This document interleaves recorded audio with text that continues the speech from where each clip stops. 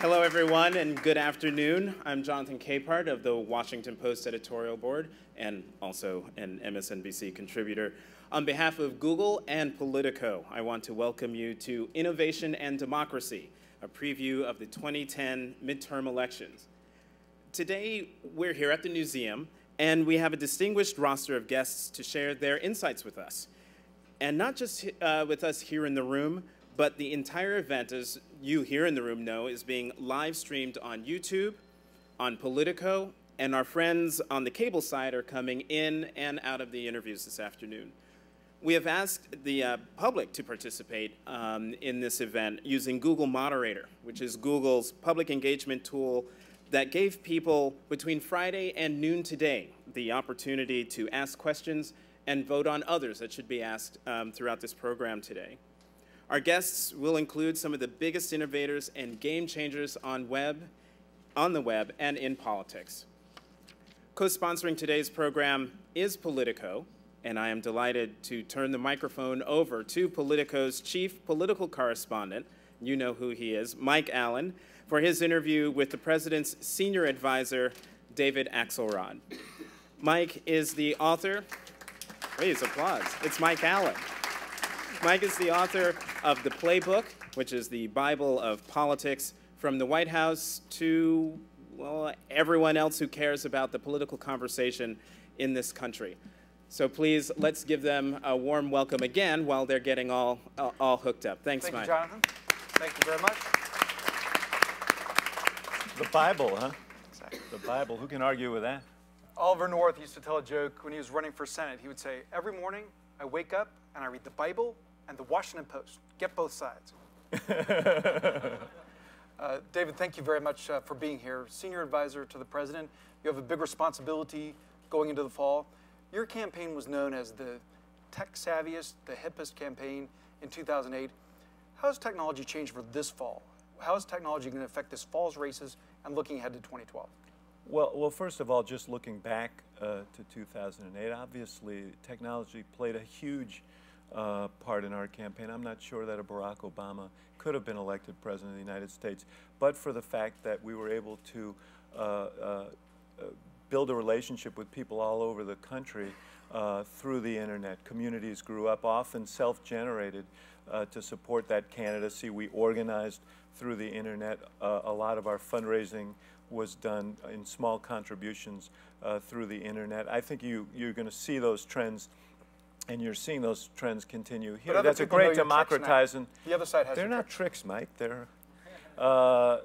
Yes, I think that both you see on both sides of the campaigns. I think some of the Tea Party candidacies have been propelled by some of these grassroots techniques, and so it is going to have an impact. People are organizing through the internet, as we organize through the internet. They're raising money through the internet. You see. The Democratic National Committee has, 13.8 fans on Facebook. I think 13.8 million. 13.8 million. 5.5 million followers on Twitter. This enables us to have a. Are you allowed to tweet? Well, no. Gibbs is the authorized tweet guy.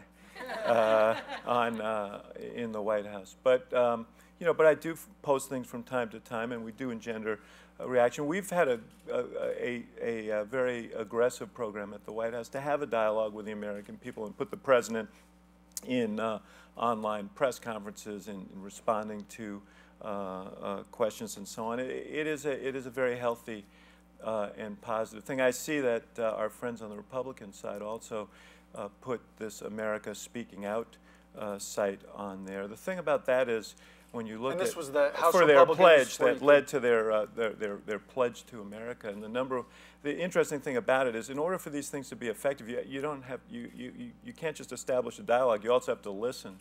The #1 item on their list was to end these tax cuts for corporations that send jobs overseas, but that didn't find its way into their plan. Another one was to reform earmarks. That didn't find their way into their plan either. So they set up the device to listen. They just didn't listen. The House Republican leader, now the minority leader, he wants to be Speaker Boehner, John Boehner. He was on television yesterday, and he said, once Americans understand how big the problem is, then we can begin to talk about potential solutions. What do you make of that? Well, I think what happened was they put out their solutions, and the solutions were so dismaying to so many people that they decided to back up a little and describe it merely as a discussion of the problems. The fact is they did put out a blueprint, and it looks so remarkably like what we saw before this president took office. You know, Pete Sessions, who's the chairman of their campaign committee, said several weeks ago on television that we just want to go back to the same agenda we had before. And of course, that was the agenda that took Bill Clinton's $237 billion surplus and turned it into a $1.3 trillion deficit, that turned the special interests loose, Wall Street loose, the oil industry loose to write their own rules, and ultimately led to the biggest economic disaster since the Great Depression. And if you look at their plan closely, that's the same precepts, the same tenets are all there. So I think Mr. Boehner is now distancing himself a little from that. And you know, one of the interesting things about the new technology is the people who are the hardest on their pledge were people within the conservative movement in their own party who felt that it was pablum and were very quick on the web to express themselves on it and got a real dialogue going about this. So I'm not surprised to see that he's trying to back away from it now. All right. Well, David, you warned, the president warned. By the way, this notion that people need to know what the problems are, I think the American people understand what the problems facing this country are. They want to know what direction we should go, and they don't want to go back. Well, they seem to be blaming your guy for some of the problems. How bearish are you about this fall? You clearly aren't bullish. Well, look, I told the president 2 years ago when we got briefed on what was about to happen in the economy, what was happening in the economy, that this was going to be a challenging election, that his numbers weren't going to be the same now as they were 2 years ago. I said all of those folks who were being heralded as really smart guys were going to be called idiots by the time the next election rolled around. It was all, I think, very, very predictable. But I do think this is going to be an idiosyncratic election. You know, I read the Bible too, your Bible, as well as mine. Amen. And I understand what the conventional wisdom is about this election. And certainly when you're the when you're the majority party, you're going to bear the brunt of people's frustration. And there's a lot of frustration out there, and understandably so. We're digging out from a tremendous economic catastrophe, and a lot of people are still struggling through it. But what's different from the past elections, 94, for example, is the Republican Party brand is not strong at all. There's no real sense of, man, if we just had the Republicans in there, things would be better, because I think people understand that essentially Republicans aren't offering anything new. It's the same sort of corporate special interest sponsored party that was there before that led to so many of the problems that we have today, that it's not a party that's fighting for the middle class and and it's not a party that will bring the kind of growth that will lift most people in this country. And I think that, so for that reason, I think that this is going to be an idiosyncratic election. You're going to see Democrats winning in places that you didn't expect them to win. And so I'm eager for November 2nd. I think it's going to be an interesting night. Wait, how could you be eager for November 2nd? As I said, I think it's going to be an interesting night. I'm not Pollyannish about it. I understand that we have a much more exposed and in terms of seats, and we'll lose some ground. So when you say it's an interesting night, are you saying that it's going to be better? I think yes. As I said, I think we are going to win some races that you guys perhaps don't think we're going to win, and the numbers are going to be a little bit different than you guys predict. What's a race that you're optimistic about that the conventional wisdom has you losing? Well, look, I think that you look at some of these Senate races that a few weeks ago people were suggesting were slipping away from us, like in the state of Washington, for example, where Patty Murray, in California, where Barbara Boxer is running against Carly Fiorina. I think what's happening all around the country is as people begin to focus on the choice and understand that this is not just a referendum on one party or on the state of the economy, but a choice between two directions, and they focus in on what the direction the Republican Party is offering, which is backward. to the policies that helped create the disaster, to the same formula, I think they're concerned, and you're seeing some of these races open up in favor of Democrats. Okay. David, we've been taking questions online through Google Moderator. The first one is from Jackie in Hamden, Connecticut. She says, I want to know, what are the Democratic plans for heading off a watershed in November? She says, Democrats, she's talking about you here, have been short-selling our message. It's a shame we don't have a way to get out our message other than the president. The right has several talking points on their side. Like, why are Democrats using the message war? Well, I mean, I'm not going to sign on to that characterization. Obviously, we have a little bit more of a burden in the sense that we're the majority party. Republican Party's basically sat out the last 20 months, and they've been sloganeering while we've been trying to solve some very difficult problems that they left us. It seems to have worked for them. But well, we'll see, Mike. We'll see. The Politico, as important as it is, doesn't get to decide. The public gets to decide. All the folks who are watching today get to decide. And I think to the extent that people get galvanized, every poll suggests the same thing, which is that that if there's a large turnout, that Democrats are going to do well. And the Republican advantage is largely predicated on the notion that it'll be a small turnout of very motivated anti-voters who will come out on behalf of Republican candidates. I don't think that's the way it's going to be. And I don't think that's the way it's going to be because we do have a message, and it's a message about how we rebuild this economy in a way that lifts the middle class, that promotes small businesses. The president signed a bill that we fought for several months over Republican opposition in the Senate today to cut 8 different taxes for small businesses, to expand lending for small businesses, desperately needed. We think that's part of the prescription to move this country forward. We think things like the credit card Bill of Rights to keep people from being exploited as they have been in the past by hidden fees and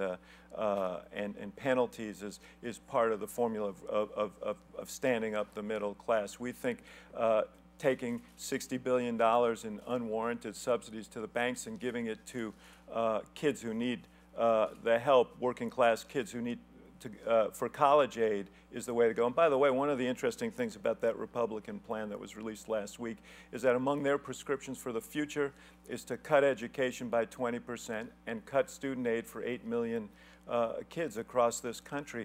Anybody who knows anything about the world today and the global economy in which we're in knows that that's not the direction we need to go. Chinese aren't cutting back on education. The Europeans aren't cutting back. The Indians aren't cutting back. Our competitors aren't cutting back. We need to improve our education system and give people more access and not less access. So there are two competing visions about how you build a stronger economy, how you build a stronger country. One is being dictated by special interests and this notion that if we just cut taxes for the wealthiest Americans and give free rein to the special interests, that the economy will grow. Well, we tried that experiment. That's not quite how they describe it. Well, Mr. Gillespie's coming. He can describe it in his own way. But I think that if you look at what was done from 2001 to 2009, that's exactly what happened. We tried this experiment. It ended in disaster. We lost 4 million jobs in the 6 months before this president took office. All right, now, David, you and the president have been talking about the dangers of outside money coming into these races because of the Citizens United ruling. Now, there's money on your side, too. Why is more coming in from the Republican side? Well, I think for a very simple reason, and that is the Supreme Court opened up a gaping hole that said that corporate special interests could spend unlimited amounts of money in these election campaigns. What's happened is that a series of committees with benign-sounding names like Americans for Prosperity and the Crossroads Fund, America Crossroads Fund, and so on, are taking in millions and millions of dollars from corporate special interests, Wall Street, the oil company, and the insurance companies, and they don't have to disclose it. It's kept secret. And they're running ads and they're pounding Democratic candidates across the country to the tune of tens of millions of dollars. You could do a public service here, Mike. I know Ed's going to be here, and I like Ed. And when I took his job at the White House, he couldn't have been more helpful in making that transition and easier for me.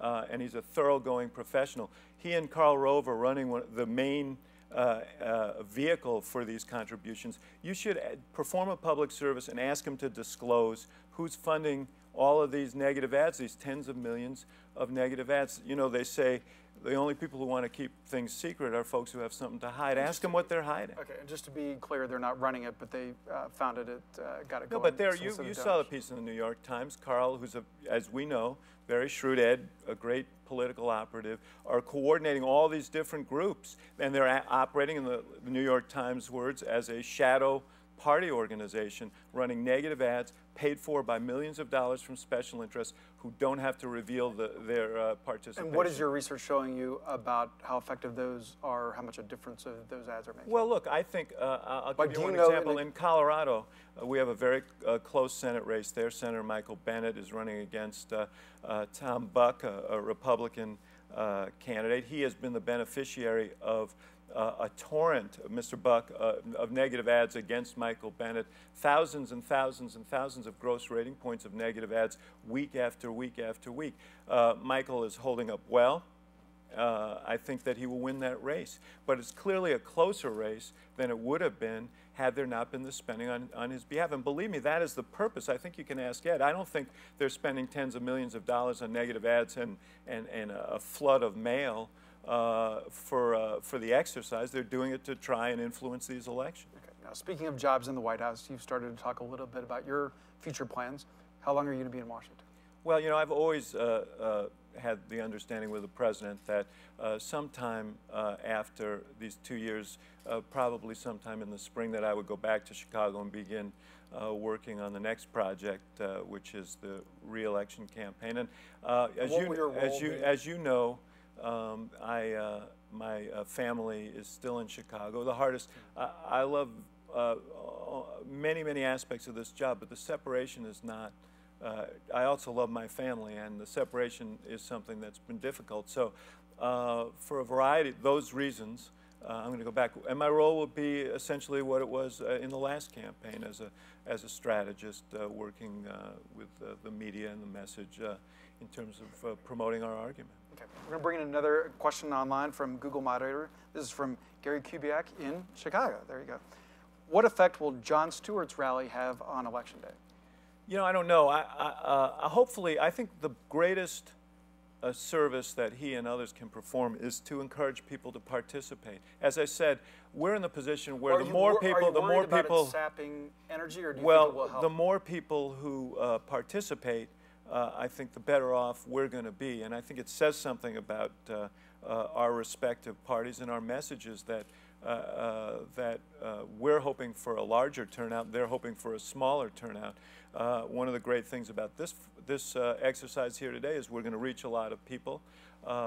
And my message to them, whether they're for us or for the other side, come out and participate. And I think John's rally can help in that regard. The one concern I have is that it's right before the election, and there are people who will be at that rally who perhaps could be out contacting friends and neighbors and urging them to come out. But you know, that's a trade-off we'll live with. Okay, so on balance, you believe the Stewart Colbert rallies will be helpful to your side? I think to the extent that they encourage people to come out to vote and participate, you know, I think that they will. Obviously, I don't know what they have planned. I know they're both very smart and clever people. But if at the end of the day the notion is that it reminds people that there's an election, and by the way, in most of the country that election is already beginning. In some states, early voting has already begun. So if people are watching us today, they don't have to wait until November 2nd to cast a ballot. They can do it at any time, and they can go online, certainly on our website or other websites, and find out exactly what the details are in order to cast those early votes. Now, David, you're looking trim. There's a little room there in your collar size. You told me you were on a strict diet. Tell us what your secret is. The real secret was that I went on vacation, and the first day I went on vacation, I got sick and learned that I had a parasite. So that got me going in the right direction. That's not going to be a best-selling book. Like, No. And I want to make clear that this happened outside of Washington. This is not a commentary on Washington. I had a parasite. But and then when I started losing weight, and I thought, you know, this is not a bad idea. So I just kept going with it. I gained 30 pounds during the campaign, and they've been stubborn pounds. that it turns out was related to the fact that I was eating everything that was put in front of me. And so I've decided that to adopt a different strategy and be a little more measured in what I eat. And how much have you lost? About 25 pounds. And what is your, so are you skipping meals, or what are you, what's your secret? No, I'm eating with some discretion. So I'm eating more healthier food, and I'm eating a little less of it. And you said you played basketball yesterday? What was that like? I did, yeah. Well, I like doing that. I had not done it for a while, and I went back yesterday. And it turns out that being 25 pounds lighter is helpful. So. Now, your departure coming up, looks almost certain the Chief of Staff, Rahm Emanuel, is headed out. A number of other changes. These are all people who spend a lot of time with the president. Like, the ecology around a president is very delicate, and that's going to have abrupt changes. Like, well, I think you'll see some people leave and some people stay. New folks will come in. Some of those people will be very familiar to the president. Some will be new. You've said you expect David Plouffe, the president's campaign manager, to come in. I certainly think that he's highly prized and regarded by the president, and he has said in the past that he was having being rested up for 2 years and written his book and recharged and spent time with his family. I think he's ready for duty if asked. And will he be essentially taking your job, or? That's a question for the president, and I don't know that, you know, I'm not here to make any announcements about personnel, but I do believe that, you know, I think there's an evolution in every administration. There are changes around this time. I think that's a healthy thing. I think it's good to bring in new energy, some different ideas, folks who've spent the last 2 years on the outside coming in. I think it's very positive, and I look forward on the outside to working with some of the folks who will be coming in now. Do you think we'll see David Plouffe in the White House before the end of the year? As I said, I'm not making any, I would doubt that, and I'm not making any personnel pronouncements. One thing I can tell you is David Plouffe is as integral to the president and his operations as anybody. We wouldn't be here without the leadership he provided in the campaign. He's a person of enormous talent and great principle. So whatever he does in service of the administration and the president will be valued and important. Now, in addition to these sorts of personnel changes, after this election, clearly the election's going to be close. Clearly Republicans are going to be stronger, regardless of who has control of the chambers. What is the administration to do to say, we get it? What are you going to do to say you've responded to what you've heard voters say? Well, look, I think that one of the things voters are saying is they want to see some level of cooperation to solve problems, and we have extended that invitation repeatedly over the last 20 months. My hope is that as we come out of this election, however it turns out, that there will be on the other side a new willingness to participate. My concern, because we all have a responsibility that goes beyond partisan responsibilities to move this country forward, and nobody has a premium on good ideas. But here's the thing.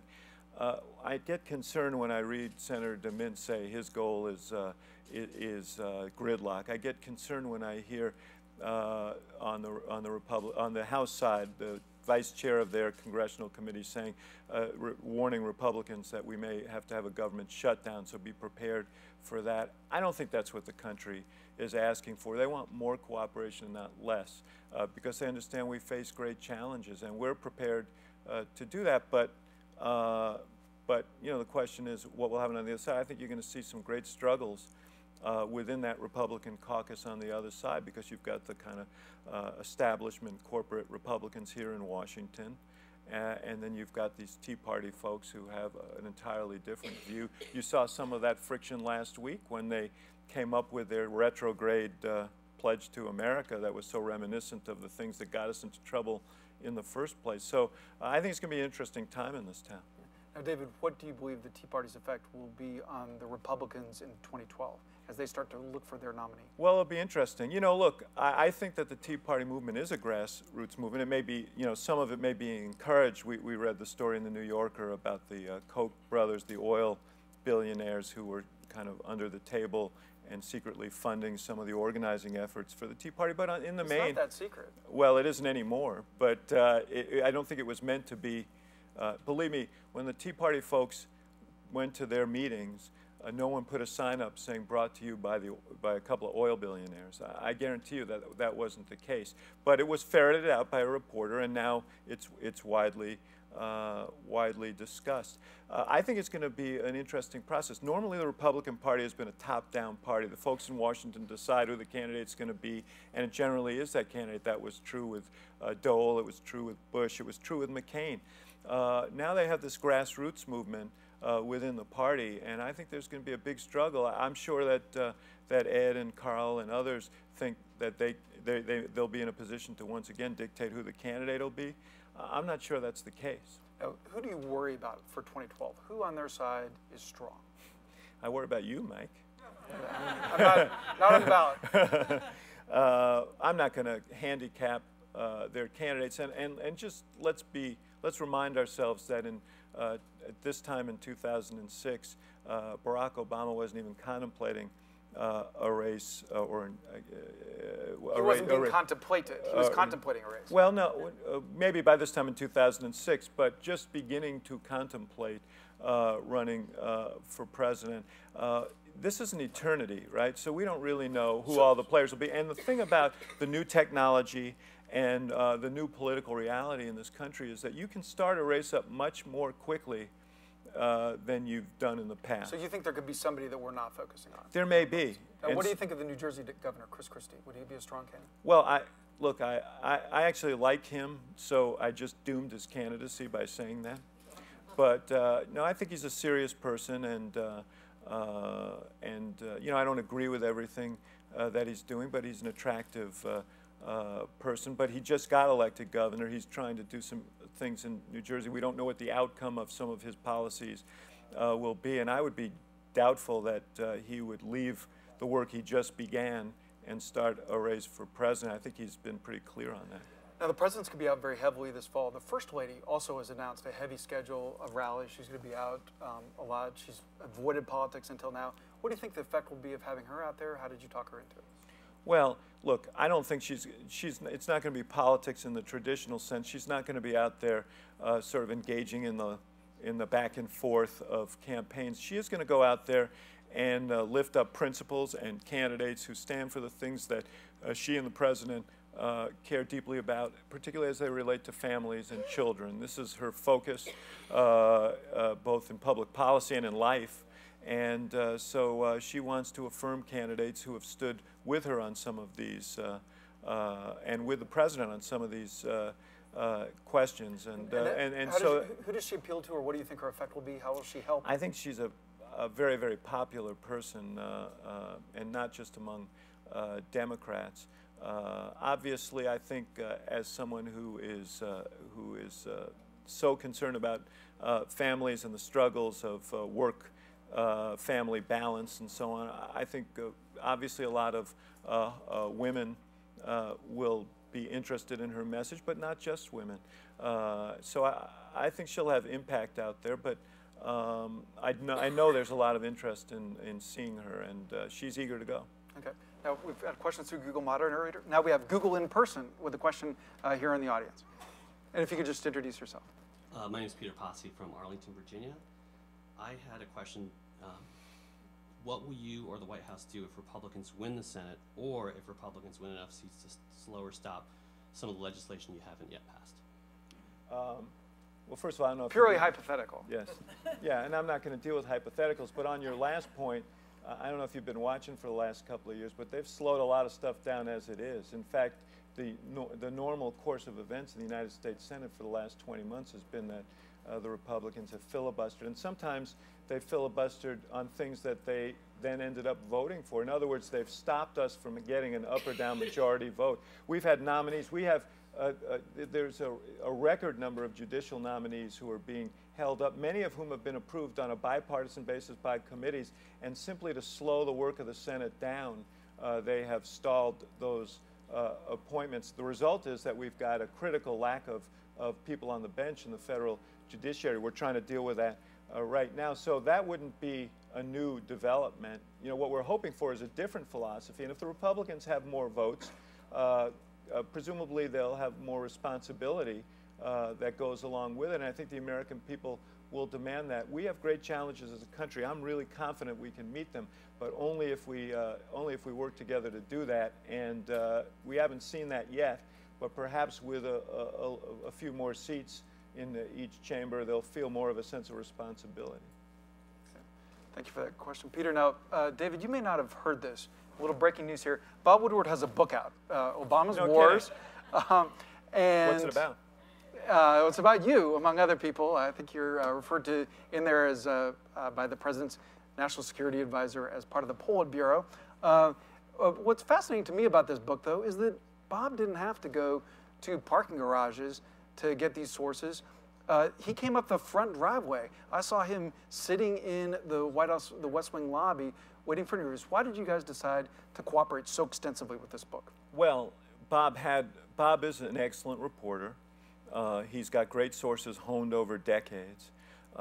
It was obvious that he had quite a bit of information, and it was important that that information be placed in context. And so we thought it was the right thing to do, to work with him and to sit down with him and work through some of the questions that he had. And how do you feel it came out? You know, obviously the things that you guys focus on are the palace intrigue aspects of it. Yes, sir. I know. But those who actually read the full book and will find that it tells the story of a president who ran a very, very rigorous, thoughtful, and tough process to impose in Afghanistan a strategy that we frankly didn't have for 7.5 years before this started. Secretary Gates said this is the first time that Afghanistan and the fight against al-Qaeda there has been fully resourced. We lost a lot of time, and we're trying to catch up now because it's important. That's where we were attacked from. We have security interests in doing that. But I think people who read the book will see that the president was very much focused on the right things and finding a thoughtful way forward. Now, did you talk to Bob? I did. How long or how often? I don't remember how long it was. I had a few conversations with him. And are you glad you did? Yeah, I mean, I don't. I don't have any regrets about talking to him. What did you learn in the book that surprised you? Honestly, I don't think I learned that much that surprised me. I think, obviously, again, Bob has written many, many books. He's a not only is he a great journalist, but he's a master marketer. So he knows what the titillating kind of tidbits, you include in order to get press and sell books. But to me, the more interesting stuff really had to do with what we lived through, which is how that decision was made, the challenges associated with it, so I just wasn't that surprised by what was in the book. All right, we have another question from Google in person. Yes, thank you for taking my question. I'm Tim Farley with SiriusXM POTUS. I want to ask you about it from the standpoint of being a strategy expert and a marketing and a messaging expert. Candidates more often nowadays circumventing traditional media. We're in an evolving world, and there are times when, well, the White House has at times withheld appearances on Fox, but there are Republican candidates who don't want to do interviews with traditional media. I guess the question is, as media, whether it's internet, newspaper, television, radio, et cetera, evolve, is this going to be easier to do, to choose your place where you want to get your message across without having to go to traditional media? And if that is possible, is that going to be a good or a bad thing for democracy? Well, look, I think you raise a very good question, I was on Fox a few weeks ago on a Sunday, and I think it's healthy to mix it up.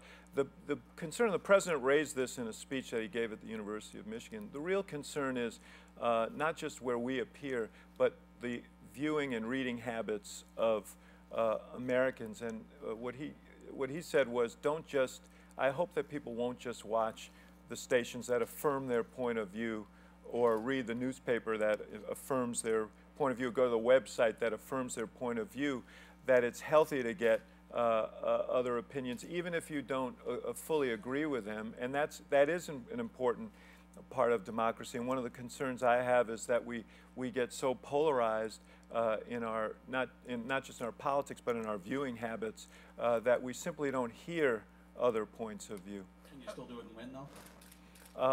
I think that you can. I think you can if you've got a solid argument. No, I mean just go with somebody who's if you will, a friend. In other words, just go. Oh, I friendly meeting. see. Can you win an election with just going to people well, who here's the reality, and we started on technology. The reality is that people get information from many different places now, and not just from TV stations, but from friends, from social networks, from a whole array of sources. And I think if you want to communicate with the American people, then you have to communicate as broadly as possible. And actually, for someone like the president or someone on the Democratic side, I think there's more of an impetus to do that. The truth is that a lot of, at least among conservatives, Republican conservatives, the Fox has a consolidated base. Democratic supporters tend to be more diffuse in their viewing habits, and so we have an imperative, even from the standpoint of politics, to be as creative as we can in touching as many different avenues of communication. And David, have you found that you need the mainstream media more than you expected? Had you expected to be able to go around the filter more than you've been able to? You know, I don't know about that. I think we were aware, certainly the way we ran, we were aware that communications had changed dramatically, but that, you guys can still drive a story, and that in today's world, some unfiltered piece of information that comes up on a blog or a website can dominate the mainstream media. So we live in a new reality. We're aware of it. We deal with it, and we also understand that the day when the President of the United States could simply stand in front of a battery of microphones at a press conference or a speech and command the attention of the vast majority of voting Americans is gone. It's not that simple, and so you have to work harder to communicate, and that's an imperative. Now, David, you know Chicago politics both as a recovering Chicago Tribune reporter and as a consultant. If Rahm Emanuel runs for mayor in Chicago, what does he need to do? What would his chances be? What would his outlook be? Well, Rahm is, as you know, a formidable person, and he would be a very formidable candidate. He loves the city. Well, I'm not going to install him before he even announces what his intentions are. I'm not going to install him. And I think the thing that makes Rahm so formidable as a candidate is that he would never view himself as a front runner, nor would he run as one. He understands that if he does make that decision, that he's going to have to do what he did when he ran for Congress and go door to door. He would start off every day at 6 in the morning at the L stops, and he'd finish at midnight at the firehouses. And I expect he'll do that same thing again. One thing I know about Chicago is nobody's going to hand you anything. You've got to earn it. And he'll be prepared to do that if he runs. So he wouldn't run as a front runner. He would run how? He would run flat out for every vote. I think it's a terrible mistake to impute onto yourself a front runner status, and people would resent it, and they should. And but that's not his style. That's not his way.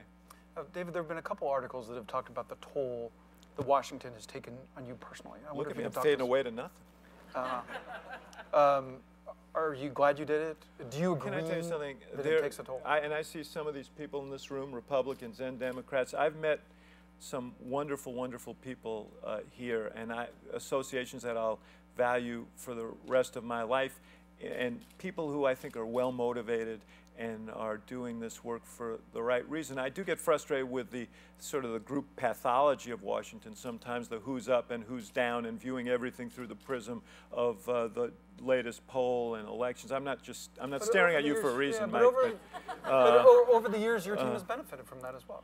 Yeah, but at the bottom line, this is a very critical time in the history of this country. We've got a lot of challenges and a lot of choices to make that will really determine whether we're competitive in a global economy, the kind of lives our kids will lead.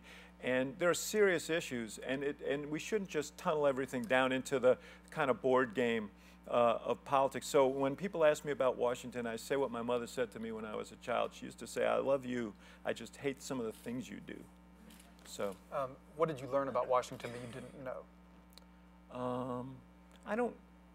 You know, the thing is that I didn't come in here with any illusions. I knew that Washington had there were folks who came to work here who had the capacity to do very positive things, and then there was this other aspect of it, and nothing surprised me. I do think that, you know, the media environment has evolved over time to the point where you know, you have to spend an awful lot of time dealing with these white hot stories that a week later have faded into the rearview mirror and nobody can remember, and that takes up more energy than you like. Let me just say one thing about Washington, though.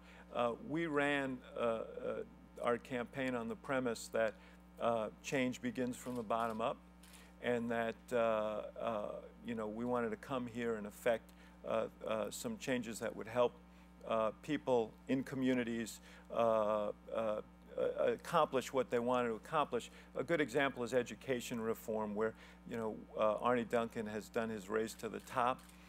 You've seen 48 states adopt higher standards, not because of a mandate from the federal government, but because of competition at the local level. You know, so we try and keep our eye on the ball and remember why we were sent here. Okay, so David, next spring, will you leave Washington more optimistic about the country or more pessimistic? I'm always optimistic about the country. I think this is I'm the son of an immigrant, and as such, I mean, I was ingrained in me is a belief that this is the greatest country in the world, and I still believe that. I think we have enormous capacities. I think we're unrivaled in our productivity, in our innovation. I just want to see us take advantage of those things in a very challenging century so that my kids can have the same sense of optimism that I do. So why are you doing the re-election campaign in Chicago? Well, we haven't made that announcement or decision, and I should add that, you know, I'm a little presumptuous because the president hasn't formally announced his re-election campaign either. And so we'll make that decision later. But the argument for doing it there is that, you know, there is an element. One thing you asked me about Washington, this didn't surprise me, but it's something I know now more than ever, and that is there's a different conversation in this town than you hear at, like, Manny's, the deli where I hang out in Chicago. People don't talk about, I hate to say, the Politico over lunch in Chicago. They're talking about, you know, their kids and how they pay their bills and how their businesses are going, and you know, the normal things that people care about. It's healthy for a campaign to be rooted in that environment and not in the hothouse of Washington. And David, as we say goodbye, you've become known for sneaking your iPad into meetings in the West Wing. I wonder what you use it for. Well, a variety of things. It depends on whether my Cubs are playing. MLB Live? Yes, MLB Live. But you know, it's really actually very useful because you can keep track of what's going on. So what apps do you use? Well, Politico, of course, and I Google things all the time. But I mean, I have many apps. Most of the news organizations I have on there. I do have a few sports apps on there and keep track of that. And the one thing that I have on there and that was a bad mistake is Pac-Man. And I do waste more time than I should, even in meetings, as I'm listening to people do that. How do you do? You know, I'm breaking my personal records all the time, which is a bad sign. Okay. David Axelrod, thank you for sitting down with us today. Thank you. Thank you. Thank you very much. I don't know about you, but I think I was a little surprised that he's playing Pac-Man in meetings, but that's just me. Thank you, Mike, and thank you, Mr. Axelrod, for your time. Well, they go off the stage, and we get Jesse Friedman up here. He's a product marketing manager with Google Maps. So Jesse gets to have a lot of fun, and I use Google Maps actually all the time. And while you're pulling that up, I'm going to move over here and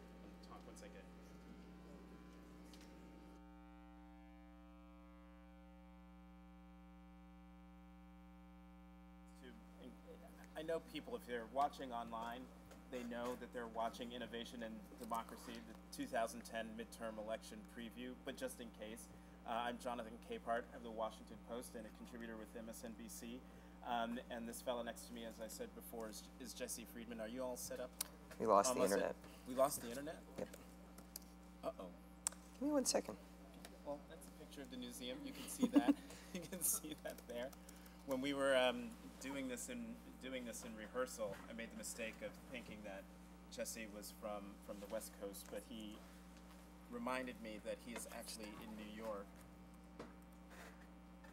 And while they're setting that up, Jesse, why don't you? You're set. Okay. Well, can you talk and type at the same time? Oh yeah, no, we're good. We're back up. Oh, we're back up. Yeah. Good. Oh, you want to switch? All right. So while they're switching that, what are we supposed to be looking at? What is this? So what you're looking at here is a Google map where we've taken race ratings from top trusted non-political sources. We've got Rothenberg, Cook, CQ Roll Call, and Real Clear Politics, and we're taking their ratings of all the Senate, House, and governor races and letting you compare them all on the same place. And so you're just starting out with these 4, but you can add to that as time goes along, right? You know, we've got a few weeks left before the election, well, but just about 5. Yeah, within that meantime, you know, we're open to talking to more folks. These are the ones that we launched with last week. Okay, so exactly. So someone who's watching online right now, who probably is going there. Let's say someone in Iowa. What do they do? What exactly do they do to see the races wherever they are? Pick a race. Show us. The address at the top, you go to maps.google.com/elections2010, and you get what you're looking at now, where it shows you the Senate races, and one of the 4 sources is randomly pulled up, and you can play around with it. If you want to see a different source, you just click it, and it loads in right there. So that one you just clicked CQ Politics. That's CQ, yeah, from CQ Roll Call. Now, if you want to see a House race, just click House. And there you go. You see all the 435 races, but it's a little hard to see, especially on the East Coast. So you can just go in, you know, whatever state you're from. Say you're from Wisconsin, click that. You see the races. Wow. Yeah, and then you simply click on one of them, and you see what the 4 different sources are all saying about that race. It might be a little hard to see on the screen, but Rothenberg is saying that it's a toss-up/tilt Democratic. Real Clear Politics says it's leaning GOP, and CQ and Cook both say it's a toss-up. But, I mean, you can get more information than just that by using this site. It's not just a place to go to find polls, right? Well, these aren't polls. These are the ratings that these folks are doing based on polls and other things.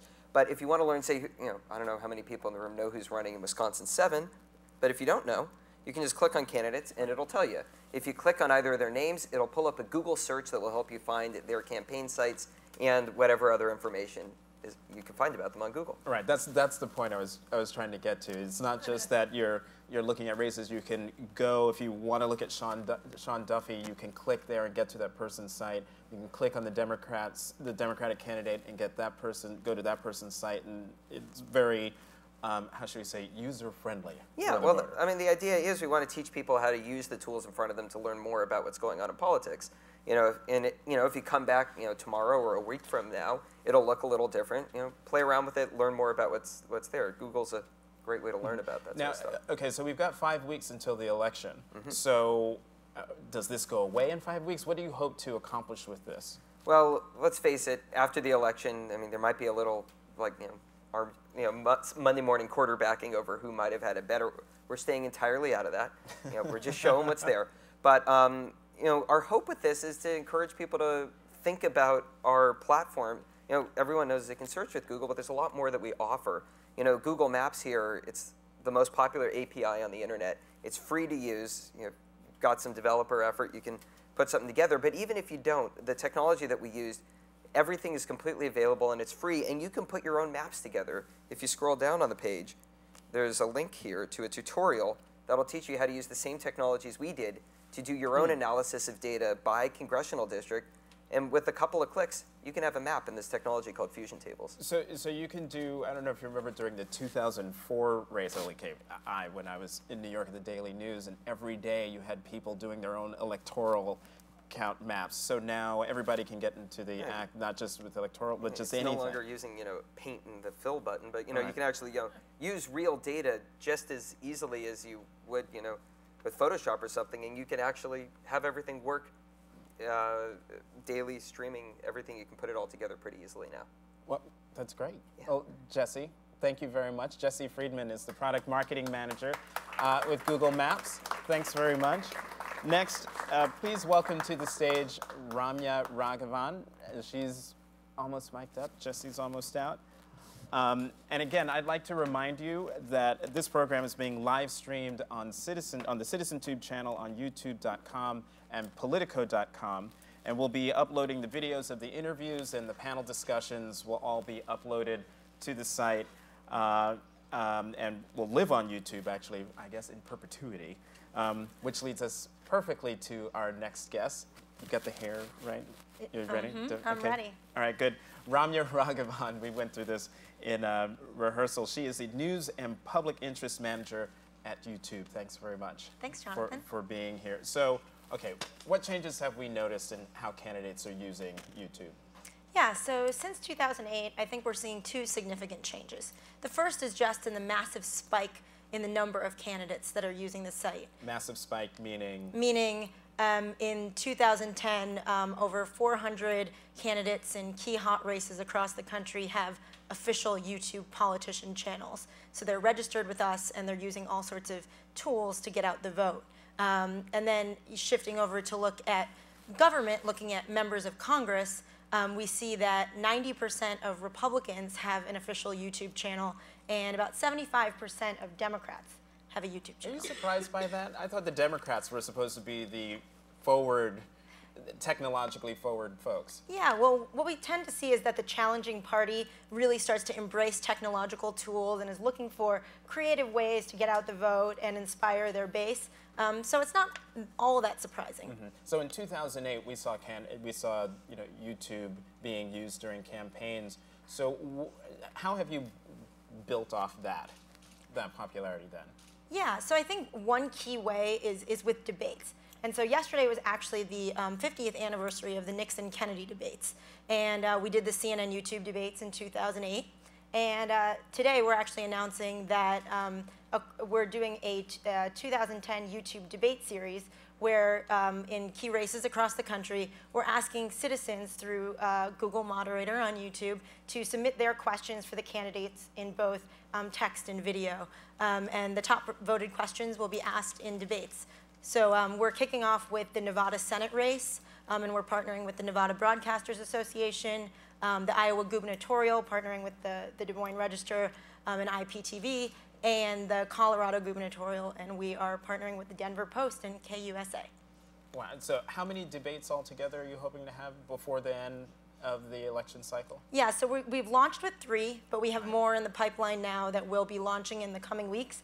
And then we would invite any of your affiliates, for anyone out there who's interested in hosting a debate with us.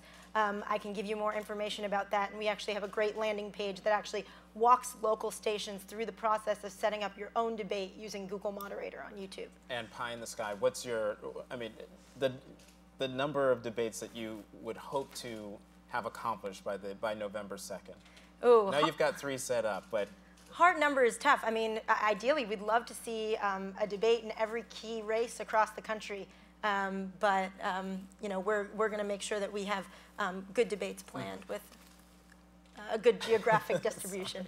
And the last question: the United States isn't the only country that's using YouTube. This is happening around the world. Absolutely. So in the case of debates, we've seen debates in Israel and Australia. We partnered with Facebook on a debate in the United Kingdom this year. Taking it even from elections, we see world leaders using YouTube to talk to their constituents. Obama did a YouTube interview earlier this year, and the Brazilian Supreme Court actually has a YouTube channel too. So some really interesting global examples out there. Well, that's great. And you mentioned Facebook, which is a good segue to our next guest. But Ramya Raghavan, thank you very much from YouTube. Thanks for being here. Thank you. Coming up is Adam Connor. He is the Associate Manager for Privacy and Global Public Policy at Facebook. Are we switching mics again? No, it's just okay. Buried in the Oh, got it. Hey, Adam. How are you? Good. He focuses on government and political outreach and directed the company's 2008 election efforts. Adam, it says here you worked on the Hill and on a presidential exploratory committee, so you've seen it from all sides. All sides. So how are candidates actually using Facebook? Well, I think one of the things that we've succeeded in the last few years is I no longer go into meetings with campaigns or the Hill and tell them what Facebook is. Everyone now knows what Facebook is, and many of them are using it. I think we've really won the battle of getting campaigns to use Facebook. Now where we've fallen short, and I think there's still great places to go, is the candidates themselves really embracing this technology and use it itself. We have staffers use it, but where I think you see truly exceptional use of social media like Facebook is when it starts at the top, when the candidate, the senator, the governor, whoever it may be, is an active participant in this, and once they win an election and head into office, that just continues. Are they all active participants, or are they dragged kicking and screaming into using Facebook? What I've found over the years is it's a mix, to be honest. You've got some people who are very interested in charging forward, and I've found that doesn't go down partisan lines. That doesn't even go down lines by age or anything like that. What it is just there are some people who are pretty interested. Sometimes they're motivated by maybe the political realities of their district, making them embrace these new communication technologies maybe a little quicker than if they were in a safer seat. But really is interesting and about how someone who is in touch with it when the people around them, grandkids or things like that, are on Facebook and sharing photos, it helps really involve that person, whether it's a member or a governor or whoever it may be. Mm-hmm. And okay, I have to ask this question. Sure. It's an off-the-grid question, but Fair how enough. many of these principals, members of elected officials, are actually the ones who are providing information to their Facebook pages? Do you have any idea? I don't have a number on that. I think some people will have varying answers to that if you ask them or the staffers. What I have found is it sometimes will take staff by surprise. So a staff member, let's say a press secretary, may think that their boss doesn't understand what this is and goes through the whole process, and he'll walk into a meeting and say, well, actually I already have a Facebook profile and 500 friends, and they're kind of taken back by that. So, but I do think you're seeing this grow in acceptance. So when a member goes to the House floor and says, it's great, I'm getting all this constituent feedback from my Facebook friends on my BlackBerry, check it out, showing it around, that's a great thing for democracy and participation. Mm-hmm. So we've got, as I've said about 1,000 times already, 5 weeks until the November 2nd election, and so what's the best use of Facebook in this time that we have before the election? Sure. I think what you want to be doing is communicating to voters, to media, and to folks like that. And I think unlike some communications technologies where it makes sense to run everything through the communications director and go through 10 drafts, posting a photo of an event, a status message that says thanks for the rally Des Moines, whatever it may be, on the go, mobile, that's really where you can have a significant effect. I think authenticity translates in social media in a way that's almost intangible, but it's really something that can't be faked no matter how hard we try. And so giving that little bit of authenticity can go a long way. Mm-hmm. And so look into your crystal ball, or whatever it is you use Sure. to look into the future, and answer this question for me. How do you think people are going to be using Facebook, social media in general, in 2012? 2012. I think you'll see a lot of people buy Facebook ads targeted states like Iowa or New Hampshire, if I were just to throw some out there. Really using that to identify as early as possible some of the activist base that's located there, that's really going to be able to give folks a leg up when it comes to competition. Well, fine then. All right then. Adam Connor of Facebook, thank you very much for being here. Great. Thank you, Jonathan. Thank you. All right. And we continue our Innovation and Democracy program by bringing back Mike Allen. Is Mike here? Bringing back Mike Allen of Politico for our next featured interview, and that is with Ed Gillespie, the former chairman of the Republican National Committee, among many positions that Mr. Gillespie has had. So please, here, they're both here. John, Mike Allen. Good job. Thank you.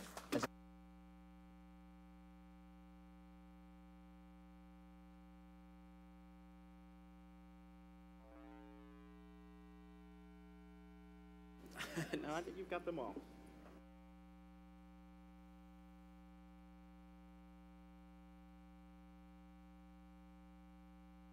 And before that, he had been chairman of the Republican National Committee.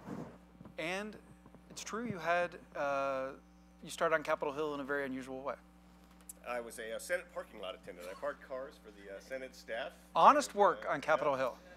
And then that led to an internship. My first job at the RNC was I was a phoner in the basement in one of those little cubicles. I would call people at home and bother them for money for the Republican Party. And 18 years later, I was chairman on the top floor, calling people at home and bothering them for money for the Republican Party. So it was a good experience. Were you good at it? I was pretty good at it, yeah. Like, what was a typical ask in those days? Oh, in those days, it was, to make sure that we got more Republicans to help support President Reagan's agenda. And but, the nature of it doesn't really change. I will say that I, over time, tacked on more zeros, which was good in the ask. So what's a typical ask for you these days? It varies. There's no such thing as a typical ask these days. But I'm asking quite a bit for trying to help the Republican State Leadership Committee to elect state, House, and Senate candidates around the country, which I think is very important. And also reaching down Governor, Attorney General. Attorney General, the RGA, the governors are pretty well covered. Governor Barber's, done a fantastic job at the RGA and the folks there. The Republican State Leadership Committee has everything down ballot in the state elections, essentially, from Lieutenant Governor, Attorney General, Secretary of State, and State, House, and Senate candidates, and it's a very good year out there for for us for that too. Okay, and then let's real quick walk through your other hats. You're a founder of Resurgent Republic. Correct, which is a center-right organization that was modeled directly on Democracy Corps that James Carville and Stan Greenberg had set up on the left. They have done a very good job for a decade now of gauging public perceptions and public opinion relative to the policy debate going on in Washington and around the country. And I thought, we need to learn to take a page from their playbook and set that up along with a number of other folks. Whit Ayers, a very good pollster in the party, as well as a number of other pollsters on the conservative side. So you take polls, and then what do you do with them? We analyze them. Every question we ask, we make public, put it on resurgentrepublic.com, and make all the findings available on the internet, and we do an analysis of what we're seeing. Resurgent Republic was really the first to spot the move away from President Obama by independent voters. That was really back in April of last year. Gallup picked it up in June, but we've been tracking those independent voters over the course of the past, since Resurgent Republic launched last April. Okay, and then a third big hat is your role in helping to start American Action Network, American Crossroads. Could you just explain those and your role in them? Well, I don't want to overstate it because other folks have done a lot more than I have in that regard. American Action Network was started by Norm Coleman and Fred Malik and others, and they do a fantastic job there. Rob Collins runs it. Doug Holtz-Eakin does the American Action Forum, and that's modeled largely on Center for American Progress, which has been very effective, again, on the left, in helping to formulate ideas and promote ideas from a more liberal side of the equation. This does it from the more conservative side of the equation, and then the American Crossroads and American Crossroads GPS is a group that I helped to launch along with Karl Rove to offset much of the activity on the left by MoveOn.org, Moving America Forward, AFL-CIO, SEIU, to try to compete in the political arena in a way that on the right we really haven't since McCain-Feingold. Now, what gave you the idea of trying to build a network like this to duplicate what Democrats successfully did while they were out of power? What Democrats successfully did while they were out of power was, they were very good at adapting to McCain-Feingold and kind of bringing together some institutions that helped them become more competitive over time and reinvigorated them. And I thought, with us losing control of the House, the Senate, and the White House, that it was time for conservatives and Republicans to take a look at that infrastructure that the left had assembled over the course of time and see if there were some things they were doing that we ought to be doing, and we're not. And some of the things we just talked about are a number of those. Okay. All right. We know your hats now. Let's take a little tour of the landscape. Let's start out. How bullish are you about Republicans' chances on November 2nd? Very. And it's hard to see, with just a little over a month to go, how the dynamic can really change in any significant manner. But as I've been traveling the country and talking to state House and state Senate candidates and really seeing the ground game that's going on out there, the energy is really strong on the Republican side. And I've said this, and I volunteered as general chairman for Bob McDonnell's campaign for governor of Virginia, and I was saying back in 2009, the most dangerous place to be in Virginia on election day is between a Republican and a voting booth, and that's going to be the case this November. The most dangerous place to be on election day is between a Republican and a voting booth. Our folks are very fired up, very energized, and coming in. Those independents that we just talked about, they're going to be there in big numbers as well, and they're going to vote to try to put a check on President Obama and this administration, and to make changes to the Pelosi-Reed Congress. Okay. Now, Republicans would need 10 seats to take the Senate. What do you think is the range of what's possible on your side? I think we're at 6 to 8, and but I also think it's an election day where who knows, what's going to happen at the end of the day. I don't think there's any. So you're skeptical of the idea that Republicans would take the Senate? I don't envision Republicans taking the Senate right now, but I don't rule it out. I think that this is an environment. I don't think there's any such thing as a safe Democratic seat. I think we're seeing that right now in West Virginia, among other places, maybe even New York. I mean, I think there's a lot going on the ground right now. I would not be surprised to see Republicans in control of the Senate. Okay, so what are your 9, 10, 11, 12? What are the ones that look out of reach that you could imagine coming in reach? Well, I mean, I don't think that, first of all, I start with I believe we will hold all of our opens. And then I think we're going to pick up a number of Democratic opens as well, certainly North Dakota, Ohio, that's one of our opens, I'm sorry. But when you look around at some of the other seats that I think are in play today that maybe 6 months ago people wouldn't say, well, Republicans may be able to win on Election Day. Obviously, California, Wisconsin, Connecticut, West Virginia, all very much. I'm sure I'm leaving folks out right now, but I think there's a very good chance that we could be at 8 or 9. So are we going to start to see Republican money moving to West Virginia, moving to Connecticut? Well, I read somewhere that the Senatorial Committee had put down a buy-in in West Virginia, so I think you're already starting to see that. So is your organization starting to look at broadening the field? Well, again, just to be clear, my organization is the Republican State Leadership Committee. We're broadening the field all over the place in terms of the State House and Senate races. I think we're going to win we're going to net 10 legislative chambers around the country, heavily concentrated in the Great Lakes. And that's very important to us in terms of redistricting, as you know. So any gains that we make in the U.S. House in this election, we haven't talked about the U.S. House. I think we're going to win the U.S. House. We'll be able to have a pretty big impact in redistricting in a way that helps protect the gains that we make in this election in 2010. Okay, now let's set the scene on redistricting. How many state houses, how many chambers do Republicans hold now? Well, that's a trick question, Mike. I should know that, and I don't. But I know that. But what does the net 10 do for you? Talk about what the impact of that would be. Well, the net 10 would be, if you look at somewhere where, like, again, talking about the Great Lakes, Pennsylvania, Ohio, Indiana, Michigan, maybe even Illinois, we could win the state houses in all of those states. The Wisconsin State Senate, we could win. And in the New York State Senate, if you look at New York, we could win 6 to 8 U.S. House seats in New York, depending on what kind of a night it is.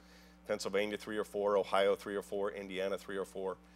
So having control of the state houses in the redistricting process in those states would be pretty important to keeping those. Now, we talk about the redistricting process, and that sounds a little abstract. What, in very specific mechanical terms, can you do if you control a state house when you go to draw these maps? Well, there's redistricting committees in most of the state legislatures. There are some places where there's redistricting done by commission. Some places the governor has a veto authority, some they don't. But in most states, the congressional district lines, as well as the state house and the state senate lines, are drawn by the state legislators. And having the pen in your hand, because you have the majority, being the chairman of that committee, makes a big difference. And so in these states that we're talking about, being able to draw the district lines in a way that is more favorable toward your party, which is done on both sides of the aisle, can have an impact for 5 election cycles for a decade. And Ed, how much money do you expect the Republican State Leadership Committee will spend this cycle? I think this probably for this cycle we'll probably do around $30 million. I think probably spend somewhere between $15 to $18 million from Labor Day through Election Day. And what was it in the 08 cycle? Probably about 22, so about a 50% increase. And is there an equivalent organization on the Democratic side? There's the Democratic Legislative Campaign Committee, which is responsible for their state house and Senate. RSLC also houses, we have the Republican Attorney General Association, Secretary of State Association, as well as the Republican Legislative Campaign Committee. You have quite an empire. On their side, they're broken up a little bit more, and they have different. As I say, we have a mall here where RAGA and the RLCC and Secretary of State Association all are kind of housed. And your spare time, you do the Catholic University Board, you say? And I've just ducked out of a Catholic University of America Board of Trustees meeting where I serve on the Board of Trustees at my alma mater, and but wanted to come and spend a little time with you. Okay, as we end the landscape here, let's talk about the House. You said that you win the House, you would need 39 pickups. What do you expect? I think we're looking at 45 and north of 45, depending on how much things continue to build between now and November. But I would say a minimum of 45 seat pickup. Okay, north of 45. What's the ceiling? Once you get north of 45, it's hard to say. I mean, it's a dam break at that point, and And do you foresee a potential dam break on November 2nd and coming up to it? Yeah, I think so. I mean, you just look at the all of a sudden seats that are coming into play that I think people weren't necessarily counting on being in play, and like I say, there's I don't think there's any such thing as a safe Democrat today. So in any election, I remember working for Haley Barbour after the '94 cycle, and he would talk about Congressman Flotsam and Congressman Jetsam, who washed up in the in the tidal wave, and I suspect we'll see a few of those the Wednesday after the election in November. Okay. Now, Ed, YouTube and Politico took questions online through Google Moderator. I have one of those questions here. This is from Duke Winner 123 in New York. The question is: the boundless expansion of online communications has caused media to generally become more partisan toward the left or the right. How has media partisanship affected midterm races this year, and what effects can we expect between now and November 2nd? Well, it's kind of interesting. The media, the media writ large, does go through cycles. There was a time in our history when the newspapers, the major dailies, picked a side, and you had the Waterbury Republican and the Arkansas Democrat Gazette, and everybody knew. And then it became part of the ethos that journalists are going to be subjective and not pick a side. You can argue how effective they were at that, one way or the other. But I think it's pretty clear now that folks are certainly in the online community. People are picking a side, and voters, I think, have access to obviously a lot of information. Voters are smart. I've put a lot of faith in them. They filter out bad information. They go to places even if they know that there's a certain ideological slant to it. I'm sure everyone else here, I go check out a number of websites in the course of a day and in the morning, and they're not all ones that are reinforcing of my point of view. Many of them have a different take, but I like to see what's out there. And there's credible information. There's not credible information. There's information from the left. There's information from the right. And there's not credible information on the left and not credible information on the right, and credible information on the left and credible information on the right. I think it's been a positive thing in terms of generally the political process. I do think it's probably contributed to greater polarization in the political process. But that's not necessarily a bad thing either. I mean, there's a reason there are two parties. People disagree, and I think we can do that civilly. But in terms of the internet and its impact, I think it's generally been hugely positive and beneficial to voters, and have given people greater breadth of information and places to go to get it. In the 2004 presidential election, when President Bush was running against Senator Kerry, your side had the technological advantage. Your focus on micro-targeting really put you ahead, and later the Democrats copied that. Yeah. In 2008, they seemed to get the upper hand in technology. How did that happen? It's the nature of politics. Things leapfrog, and the other side, you have to adapt and react, and then you move ahead. And we've seen that time and time again in the political arena. I think we're seeing it now. I mean, if we talk a little bit about some of the groups on the right that we talked about. In 2008, those who supported President Obama in his election and down ballot from him, beginning with the Obama campaign through the DNC and to the AFL-CIO and SEIU and other liberal-leaning organizations, they spent $1.1 billion in expenditures to help elect President Obama and people who supported his point of view. On the conservative side, there was only $634 million spent by the McCain campaign and the RNC and folks that supported that point of view. So a $500 million gap had come about over 3 cycles after McCain-Feingold. That's now, that pendulum may be swinging back the other way. So you have to adapt to the changed circumstances, or you're not going to be able to be competitive and be a majority party. So I believe that we are in a position to reclaim our majority status, but we need to adapt technologically and to the process in order to do that, and Democrats will respond accordingly. Now, when you look outside the party structure at the money that's going into these elections, there clearly is a lot more on your side this fall than there is on the other side. Why do you think that is? Partly reflects being on the outside, and that we saw that dynamic on the left when President Bush was in the White House for 8 years. People get the intensity tends to be on the side of the folks who are out. When you're in, there's contentment, and you actually get frustrated with your own side for not doing the things you think they ought to be doing, and we're seeing that on the left now. But on the right, it's a lot easier to be unified, as is the case on the left. It's always easier to be unified in opposition to something than trying to get something done. Okay. We have another question that came in through Google Moderator. This is once again from Gary Kubiak in Chicago, so he wins the prize. He asks, what effect will Jon Stewart's rally have on Election Day? I'm not sure. I don't think a significant effect. I think that Jon Stewart's show, obviously, a lot of people get a lot of information from it, but I'm not sure at the end of the day how much of an impact it's going to have on David Axelrod was on this stage, and he said that on benefit, he believed that it would, that on balance, it would benefit his side because it would get people excited. Again, that's what they need for the reasons you've been talking about. He said the only slight drawback is that it may take people away from working turnout efforts, but he said on balance, it helps them. You agree with that?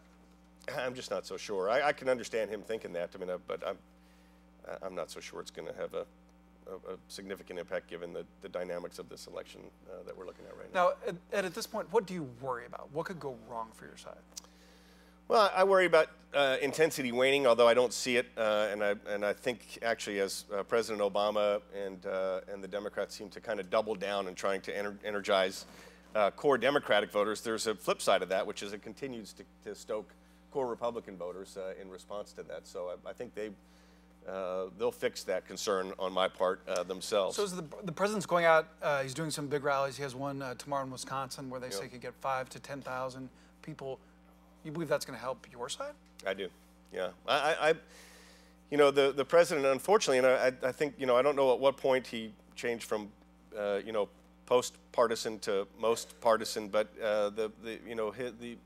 I've never seen a president of the United States on either side of the aisle engage in the kind of personal attacks against people in Congress on the other side of the aisle, the way President Obama has chosen to do.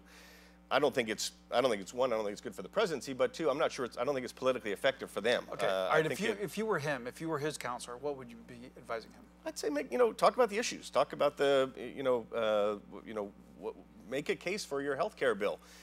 Make a case for your stimulus plan, and try to get folks to understand why you think that it's better than the alternative. But the kind of the personal screeds and attacks against leaders, by name, Republican leaders in Congress, I think it's like nails on a chalkboard to a lot of Republicans, but it also alienates a lot of independent voters. That's not changing the tone. I mean, well, it is changing the tone. It's making it worse.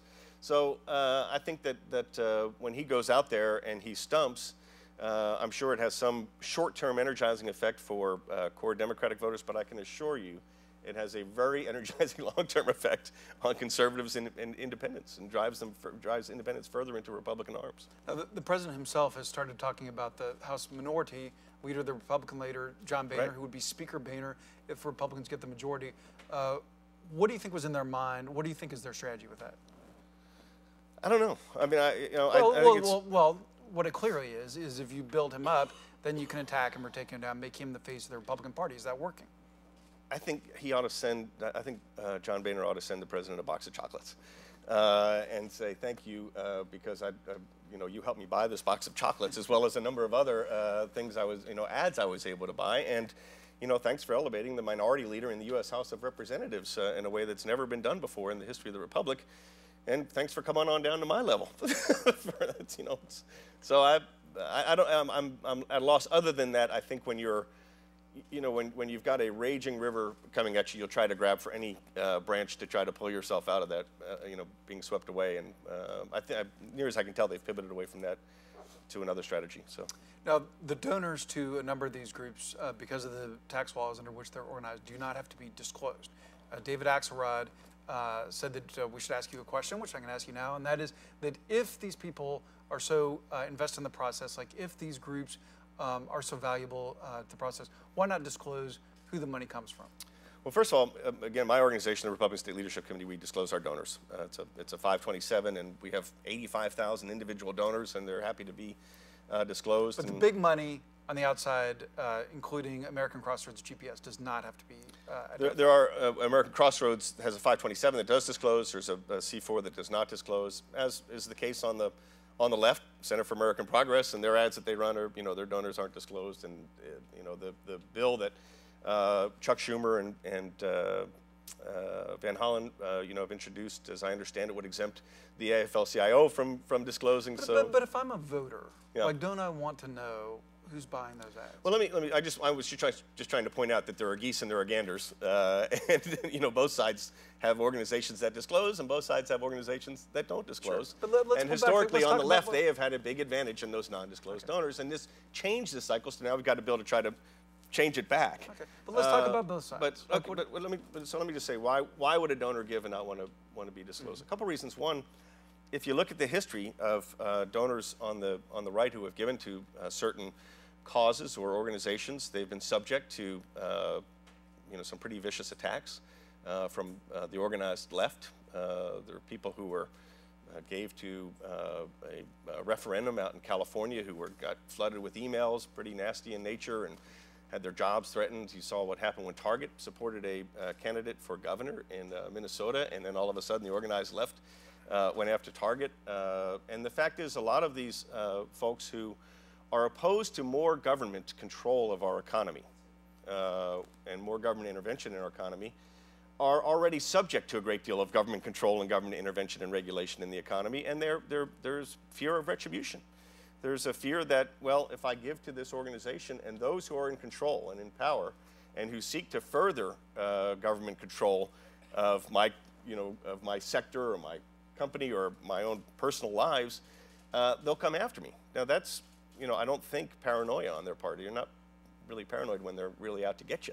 And the fact is that there are, unfortunately, instances. I mean, we just saw just recently the news report of a Democratic member of Congress calling up a company and saying, hey, I noticed that you weren't on my donor form. You haven't given any money to me, but I've seen you've given some other members of my committee, and I have a lot of say over the business in your sector. That kind of thing, I know it's shocking, but it happens.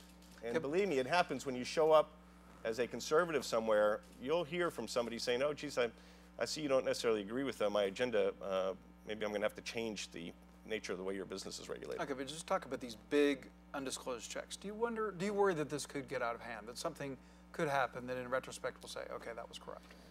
Well, I guess there's always that possibility, and the media, I'm sure, would do a very good job of scrutinizing both sides on the left and the right. You're partly like when the $500 million window opened up between the left and the right, and there wasn't much consternation about it at the time, but I'm sure now that the right has evened the playing field a little bit, there will be much more interest in this on this front. And so do you think that you're being held to a standard that you think is inappropriate? Let me posit this. I think it's a different standard that's applied today than was. And what is the difference?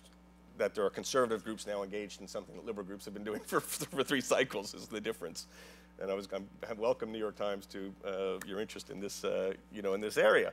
But look, there's a flip side, by the way, in terms of those non-disclosed donors, which is that if you're non-disclosed, and it's not just that you're protected from, being fearful of retribution possibly from those who are in control and, don't appreciate you supporting, those who don't share their point of view while they're in power. At the same time, the beneficiaries of it don't have any idea who is participating in the process either. So maybe there's a virtue that's not often noted. All right, we have a question from Google moderator that came in online. This is from pgun01, and they ask, how many of the issues that are big in this campaign were clear back in 2008? How many of these issues arose spontaneously? How many of these issues could you see coming?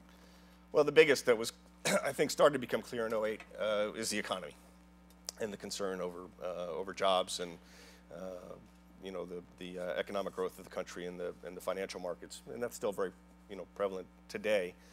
So actually, I think to a large extent, while national security was an issue in 08, but not nearly as much as it was in 06.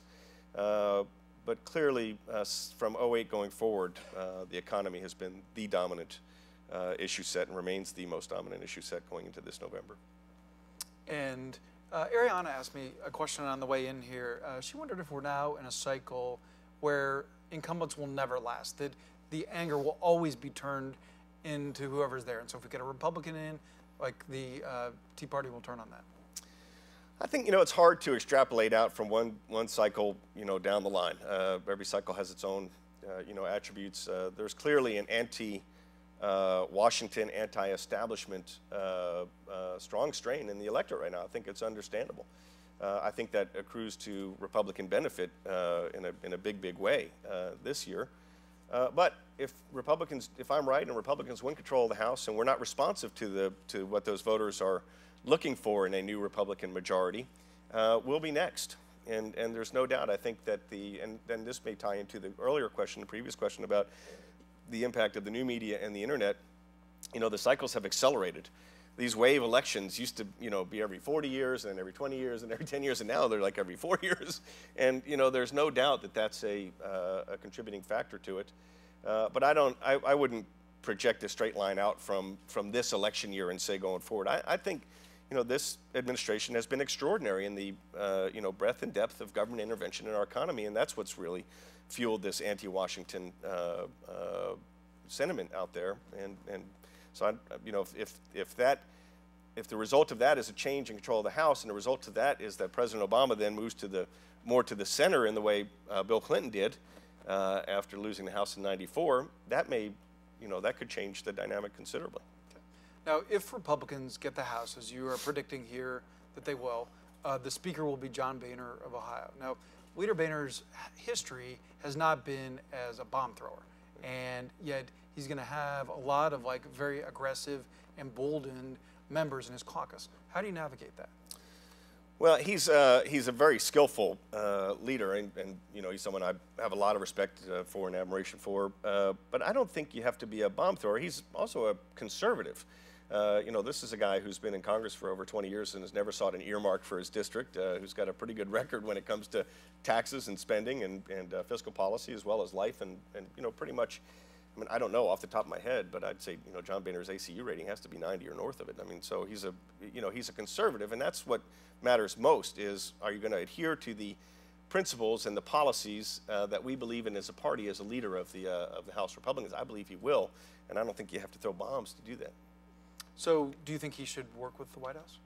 I think if there are opportunities to work with the White House, where, like I say, the president is willing to work in an accommodating fashion with hopefully Speaker Boehner, which it's hard to think they're going to get off on a great foot given what the president's been saying over the past few weeks. But well, it's been mutual. Did John Boehner talk to the president of the United States personally? There've been plenty of tough I missed rhetoric. it if he did. There's been plenty of tough rhetoric about President Obama from your side, his policies. I think there's a distinction here that's important in the political arena.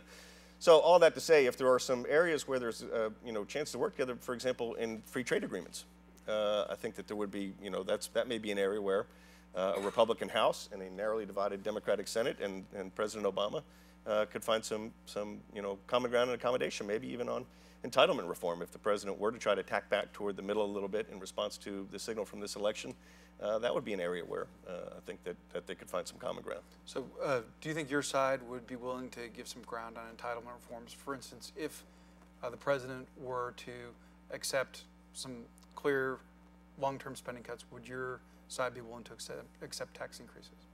I don't think there are many Republicans out there running saying, vote for me and I'll increase taxes if I get to Washington. No, but you were suggesting that in a governing mode, they might be able to make some sort of deal.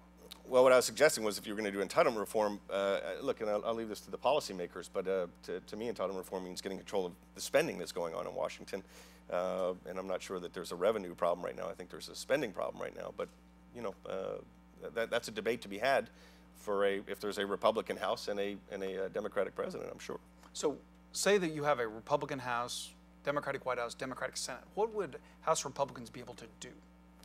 Well, again, I think there's trade is an area where you can get some things done, and I think, look, at the end of the day, you have to fund the government, and we saw this with when President Bush, we had a Republican White House and a Democratic Congress. I was there for, negotiating the budget with President Bush and Speaker Pelosi and the Democrats on the Senate side, and we were able to get accommodation on the budget, and nobody got everything they wanted, and but we were able to to move forward.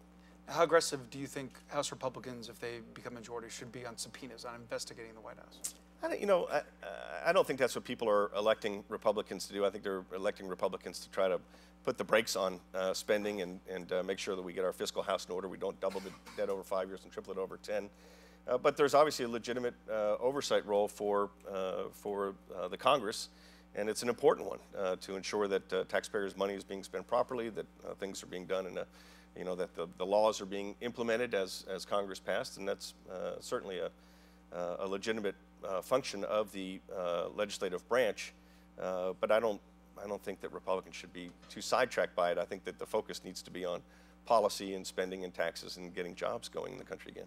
Now, how much of an opportunity do you think there is for your party in 2012? How vulnerable do you think the president's reelection is? Well, I think he's very vulnerable right now. But the 2012 is a lifetime away in politics, and that pendulum can swing. I think a lot of it depends on how does he react to the change dynamic after this election.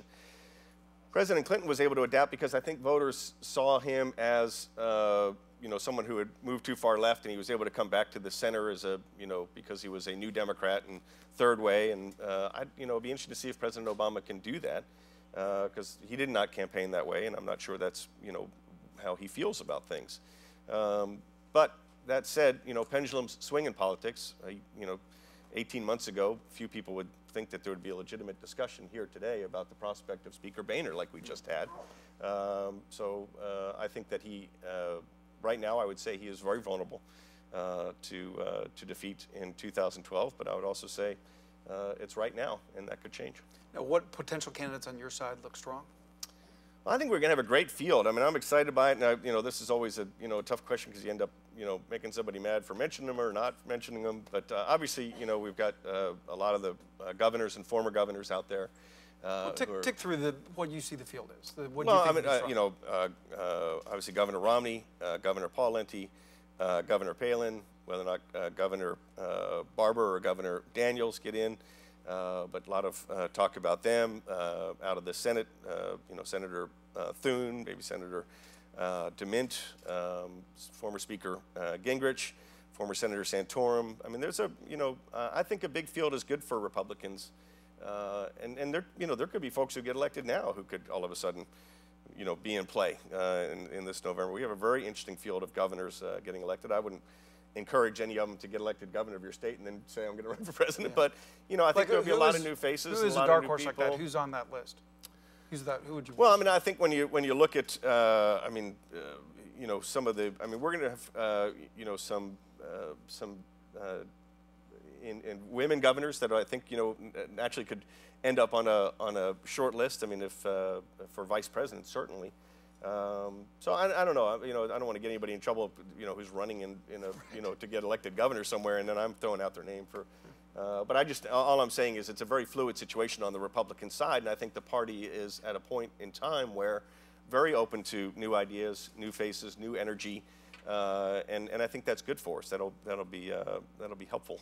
Now, one candidate on your side who's gotten a lot of attention is Christine O'Donnell, the Republican nominee in Delaware. What do you make of her?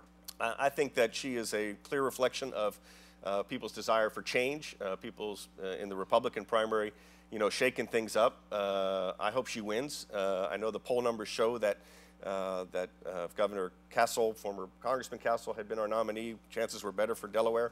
I don't dispute that, but I would also say that I don't count that seat out at all, and I think that Christine O'Donnell has been pretty effective of late, and that there's like I say, there's no such thing as a safe Democratic seat in this election year. So how damaging do you think those video clips have been of her?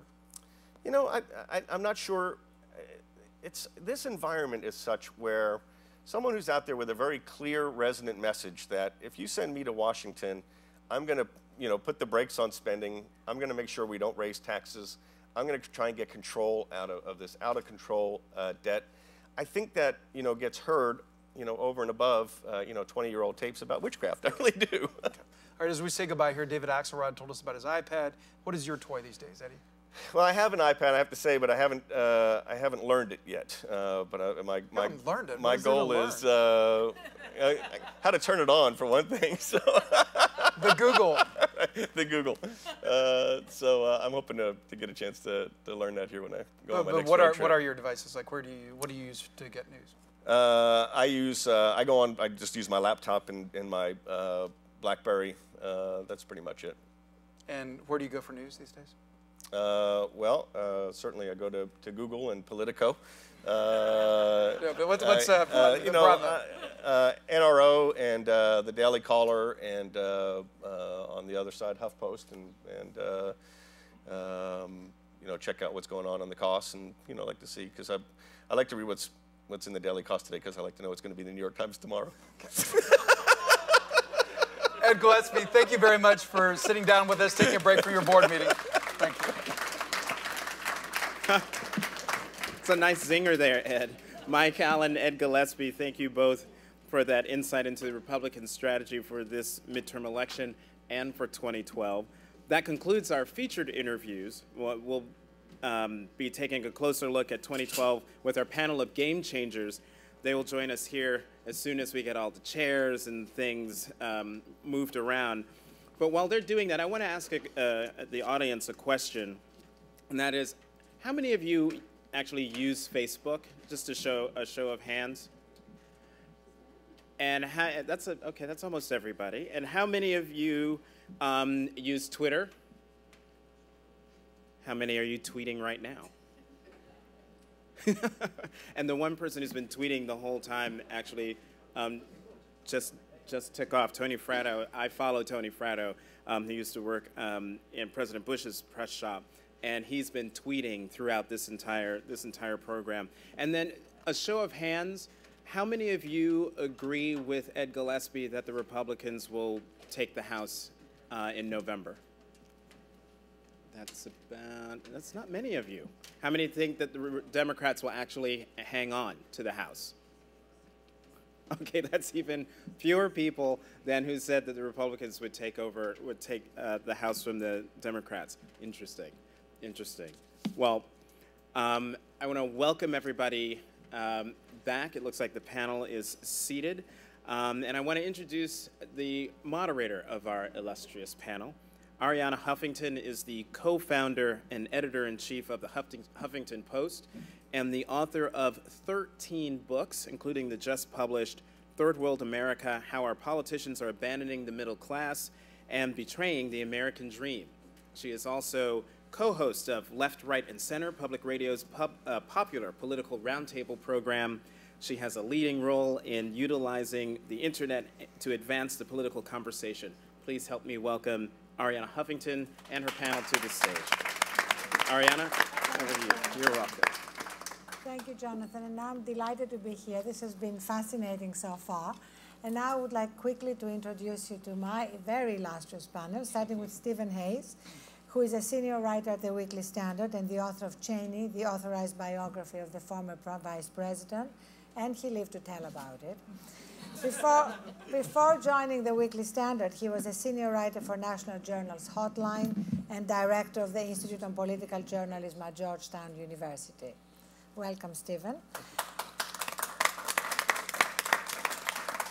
Becky, Donatelli, and I met in the ladies' room, which is how all good meetings begin. So we're now already bonded. She's the founder and president of Campaign Solutions. She's the first person to raise money on the internet for a political campaign. Her company, Campaign Solutions, has raised more online money for Republican candidates and public affairs clients than any other company. And she was the chief internet consultant to the John McCain campaign, raising about $100 million online. Amy Walter. Amy Walter is the new political director at ABC News, and she also provides on-air analysis on ABC News programs. Like Steve, she's a veteran of the National Journal's Hotline, and was the senior editor of the Cook Political Report, where she earned a reputation as a top handicapper of political races. So let's hope that she has her crystal ball with her. Amy? It didn't fit in my pocket, but thanks.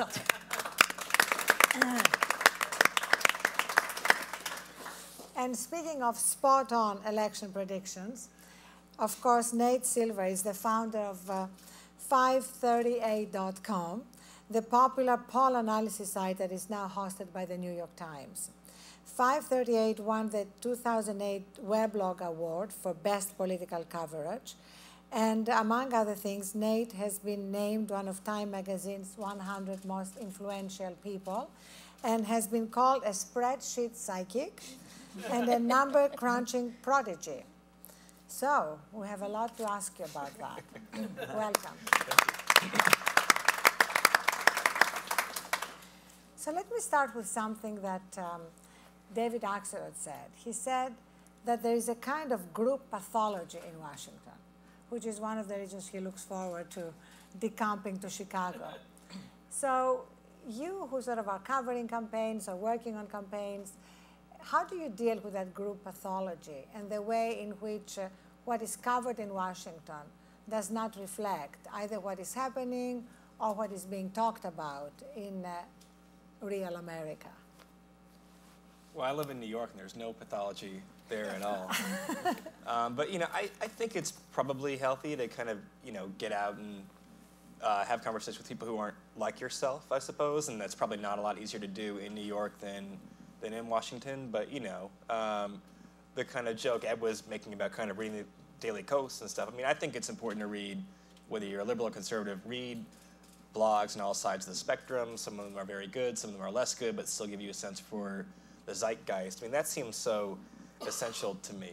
Watch both Fox News and MSNBC if you want to stereotype them on one side or the other. But, just consume a lot of opinions. And in some ways, it's much easier now because we do have the internet and you have people maybe who aren't online, who don't have as much of a voice. But in general, you can know what the local paper in Topeka is saying about a House race that you're curious about. And that should make things a lot easier in theory. I employ the mother-in-law rule, which is if I can't explain it to her, then whichever side is making that argument isn't winning it. And I found that on healthcare. She kept saying, and I will pause it right now, that these are, my in-laws are both Republican-leaning. They live in Texas, also not a place that is known for having, they're not sitting in the middle of some liberal bastion, but at the same time, they're very thoughtful, and they're really just looking for an explanation. Most people in this country, I find, and I do this both talking to them and other family members or other folks who don't do what I do every day or what we all do every day, they don't read the blogs, and they don't watch Fox, and they don't watch MSNBC, and they don't have really strongly held opinions on some of the things that we think are the most important issue going on for Americans. And so if you can't have something break through with them, then the odds are that it doesn't matter if the right is all fired up about it or the left's all fired up, it's not going to really move the regular voters. And that, to me, it just is so much too about common sense. And we forget about that here when we get caught up in some of the details of every teeny bit of legislation.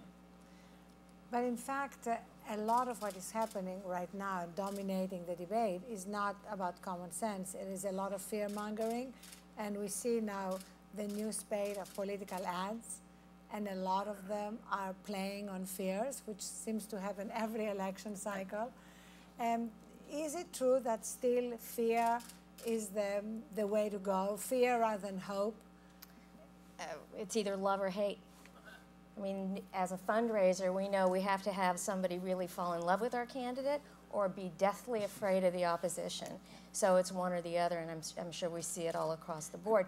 Working exclusively on the internet, we think that we have kind of a special seat, and we see first what the trends are. We know if our money goes up, if our signups go up, if the info box is full of people yelling at us. I mean, we are on the first line. And if you go to your new media people, your web people, and ask them the trends that they're seeing today, that's going to be what's dominant a few days from now. Everything goes so fast, too. And you have actually done a really interesting video, which was kind of really innovative, with the Michelle Bachmann campaign. Would you tell us about it? Well, that's the other thing. Everything changes so fast online. What we're doing today will be passé perhaps a year from now, or what we're doing a year from now we're not even thinking about doing today. But the whole convergence of media is something that we've been talking about for a while, and it is happening. Television sets are computers, are movie theaters, and it's all crossing over. So Google has been an enabler of all of ours to do interesting and cool things. So we did something for Michelle Bachmann's campaign. Her team, Green Ear and Hook, did some really great ads. They were very funny, all centered on the Minnesota State Fair. And if any of you have ever been to the Minnesota State Fair, it's got the most fried food, yes. Fried spaghetti, anyway. So anyway, fried beer? Yes, they fry everything. So her team did this ad that said basically Michelle Bachmann's opponent wanted to tax the food at the Minnesota State Fair. And so it was a great ad, very funny, played on TV, blah, blah, blah. Did she want to tax the food? That you'd have to fact check the ad. We don't do fact. Exactly. But at any rate, so what Google has done with some of their new innovations is they allowed us to draw a circle around the Minnesota State Fair, a geographic circle, and stream ads into the people that are only inside the fairgrounds to their smartphones. And 2,200 people that afternoon watched an ad inside the fairgrounds about her opponent trying to tax their corn dog at the fair. So there are no more boundaries.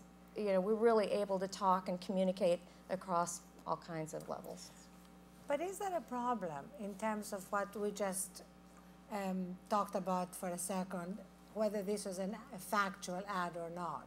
I mean, doesn't that really matter a lot when we have this huge breakdown of trust? You know, the public just doesn't trust anybody at the moment, not the media, not politicians, not Democrats, not Republicans. Aren't we feeding that mistrust? Whether we are in the media or campaign consultants, if we put something out and we don't really care whether it's factual or not? Well, I'm the only political consultant up here, and I will tell you, all kidding aside, we do work for very honorable people, and we have a standard of ethics that we hew to. We're very involved in our professional trade association. It does have a standard of conduct, and I think it does begin with us to try to tell the truth all the time.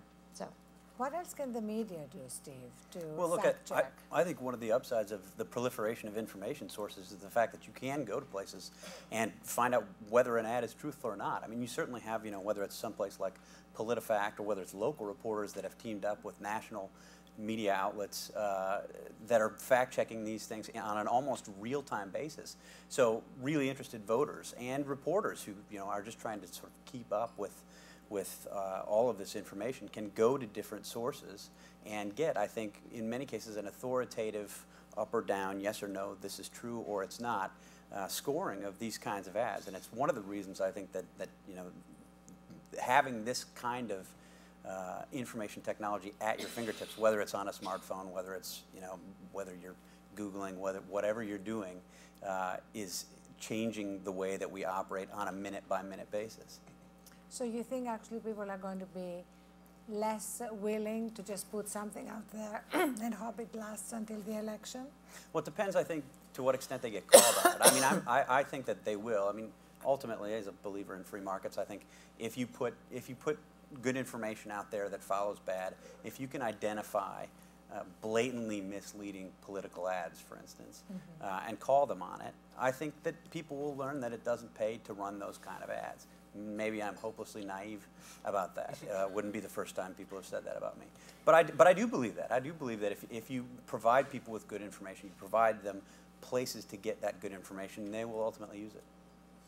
Now, Steve, we were talking in the green room about your feeling that the way the Tea Party is portrayed in New York and Washington is a very inaccurate portrayal. So tell us the truth. I do. Well, I mean, it's interesting. I was struck earlier by what David Axelrod said when he was talking about the Tea Party as the issue came up.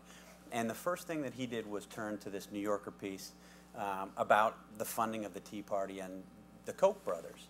And to me, it was emblematic, not to criticize him since he's not here to defend himself, but to me it was emblematic of the problem with the way that Washington sees the Tea Party. There's this huge growth of outrage, and in most cases I would say it's voter outrage rather than outright voter anger that's grown in the country.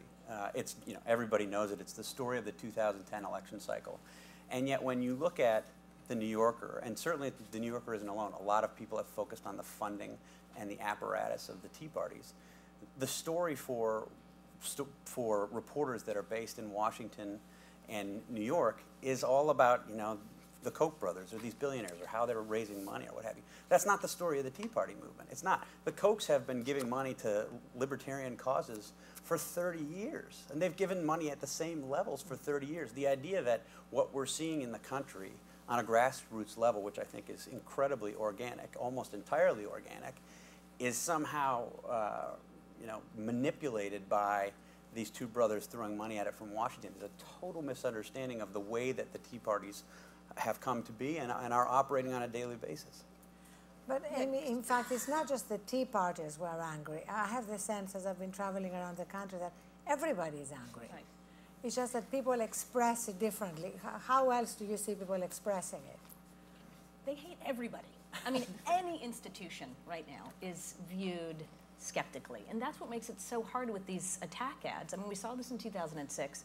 Republicans said, well, we're going to hold the House this year because we're going to run these attack ads just ripping the face off of all of these Democrats. We got so much stuff there, we can't wait to start. And they did, and it didn't work because people didn't buy it.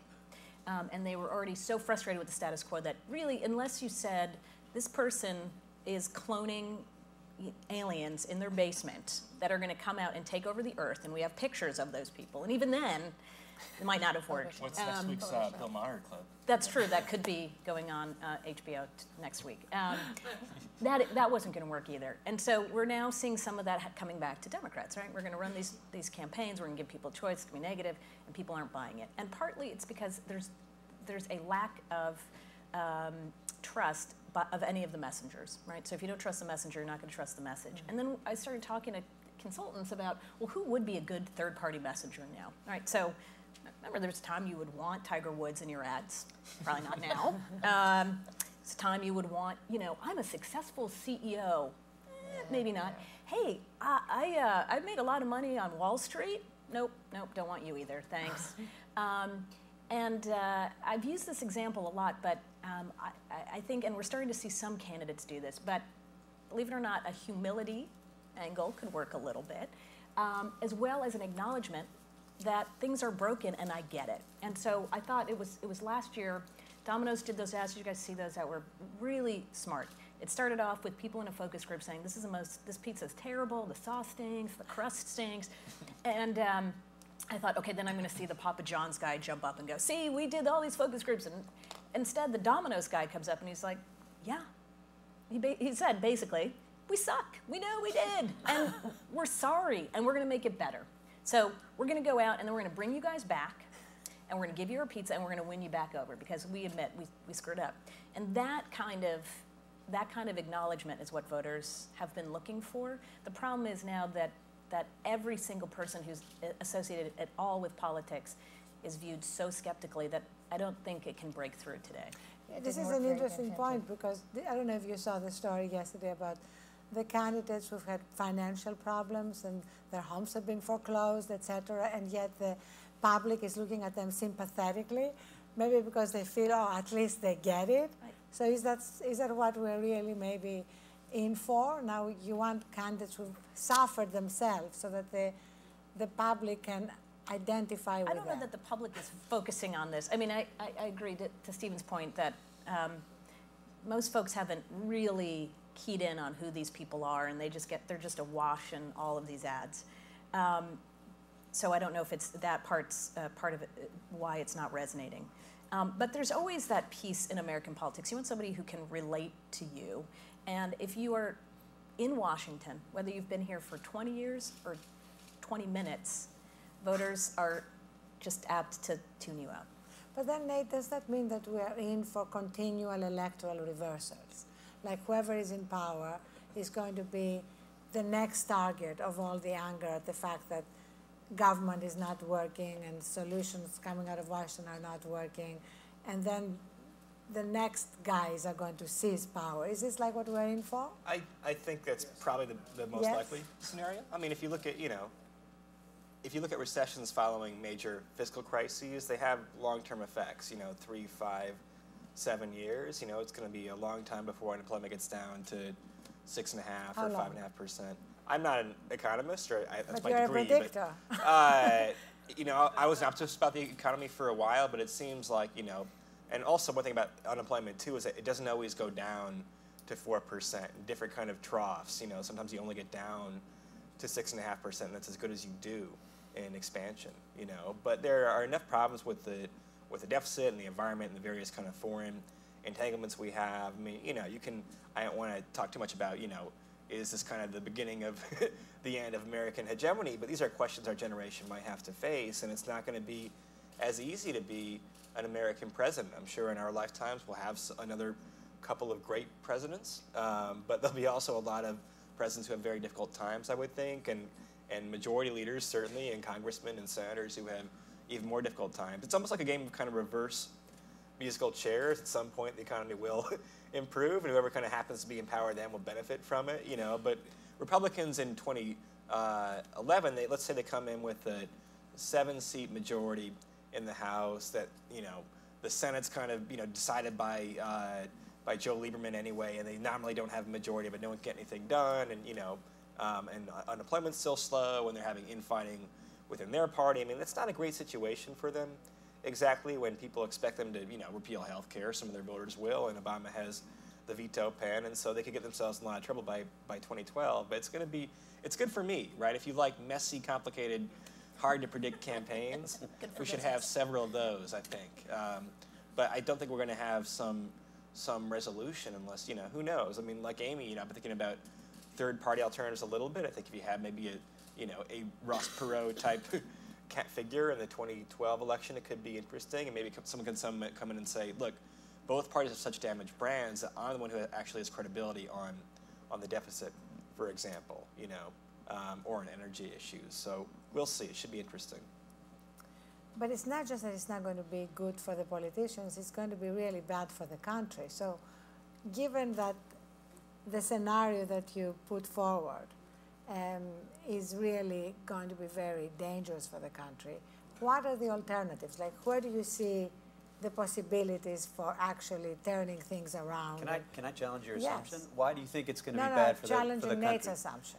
Well, why do you collectively think it's going to be bad for the country? Well, I guess only I think because this if is what you- politics if we is don't about. even I just know- think we have some long-term structural problems. The debt, the environment, and if politics behaves as it has in the last couple of cycles, then we're not certain to survive those intact, as powerful as America is right now. And you have some big, debt kind of default issue. I mean, I think it's a real risk in the next 20 years or so. Also, quite simply, if unemployment stays at the levels that it's at now for a long time, wouldn't you say that's very bad for No, the certainly. country? I guess I misunderstood you as saying this change back and forth between Oh, no, political no, fighting just or political parties, that kind of the fighting. I economic think that's great realities, for the yeah. country. And I think, in fact, the more intense that kind of fighting, I think it's much more likely to surface the kind of issues that you're talking about, where we can have an adult conversation about entitlement reform and things of that nature. But do you really think that's going to happen? I mean, I just keep hoping, and again, maybe I'm like you and naive, but that in a major crisis like we're in right now, that's when leaders lead, right? It's really easy to be in politics when we're flush and when we're not at war. But this should have been the time. This should have been a time when we saw people stand up and just say, we're going to work together, and next year too. Like, we're really going to talk about entitlement reform. You want to do it? But Let's look, go. I would argue that we're seeing some of that. Now, we may not agree on the ideas or the outcome of these ideas, but I would say that when you have somebody like a Paul Ryan who's making a campaign, for better or worse, you can disagree with his policy prescriptions, but he's saying, this is what we need to do.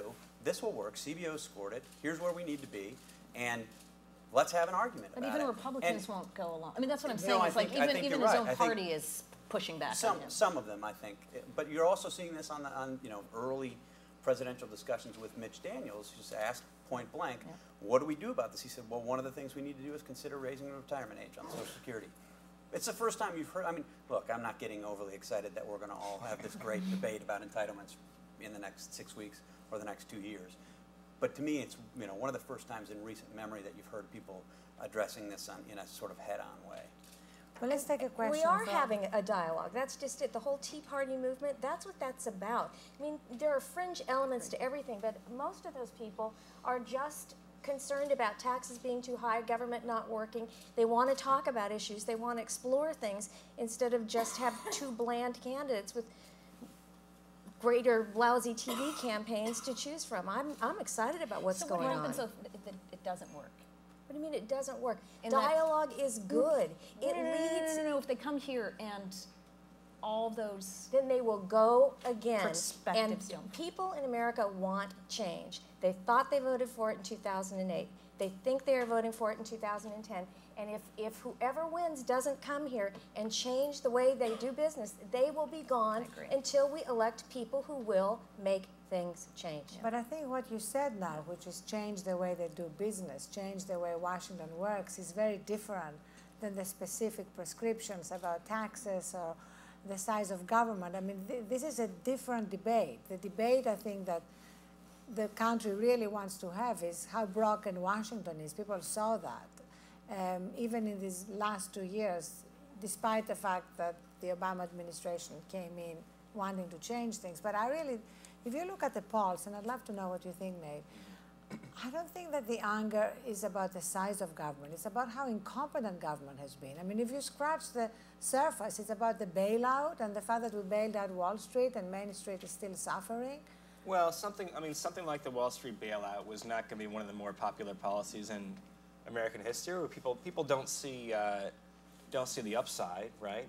I'm someone who thinks that if you go talk to a lot of economists, not all by any means, but they say, look, if we hadn't done this, our hand was forced, and we could have had 20% unemployment now. And in some sense, it makes me a little bit more understanding of kind of the Bush argument about having to prevent another kind of terrorist attack. It's kind of the same thing, where people kind of see failure. They don't see the prevention of a worse outcome sometimes. I mean, there are a lot of things that align badly for this White House. I think they've also made a lot of mistakes, frankly, too. But, people are, I don't know, I mean, people, when they're unhappy, they tend to be unhappy about everything, right? So if healthcare happens to be on the docket, or, cap and trade, or the size of government, right? I'm not really sure that we're seeing some kind of, Jeffersonian uprising independent from the strain the economy has put the nation under for quite a while now. And it's been a tough decade going back to 9/11. It's been a tough kind of time for this country, especially for the kind of, Well, let's the quickly 90s. go to a question from the Google moderator. It's a question from Robert in Lincoln, Massachusetts. Why is it that Democrats have a brain but no spine, and Republicans have all spine but no brain? When will the American people get a political party that represents thoughtful and courageous human beings? It's really from Dorothy that is writing in from the... So who is dying to answer this? Oh, I think we have brains and a spine. There we go. Would you give us an example? Me, no. I think it's sort of simplistic. I don't know that vote. I want to Challenge the question? No, I think he's right. That's the way that he's right in the sense that that's how he views these two parties and how they set up. And Nate's point about third parties and that you would think now would be the time where more and more people are going to start thinking this way and move outside. I mean, we're seeing more people now who are identifying themselves as independents. 37% in the last pew poll identified themselves as independent voters. So that's a very, that's clearly a sign that more people are feeling this way. I also want to go back to the point about, how people view government. And I think what you have in this country, and we've seen this Allstate National Journal poll, basically found this as well, which is you have a third of people in this country who say government's the problem, not the solution. A third of people in this country who say we need more active government. And then another third, and these are those classic independents who say I want government to have a role, but I just don't trust that they're doing it effectively. Mm-hmm. And that's really the heart of where we really need to be going when we're talking about how politicians need to address this stuff, to talk to those people who really do want to see something moving beyond just right and left politics. And in fact, isn't the way that the media present everything as right versus left counterproductive at some point? I mean, I'm constantly amazed by, let's say, the debate around Afghanistan. There are so many conservatives who oppose what's happening in Afghanistan. You know, George Will, Pat Buchanan, Joe Scarborough, Tony Blankley, not to mention the Cato Institute. So this is not exactly the standard left-right debate, and yet the media reflexively present it that way.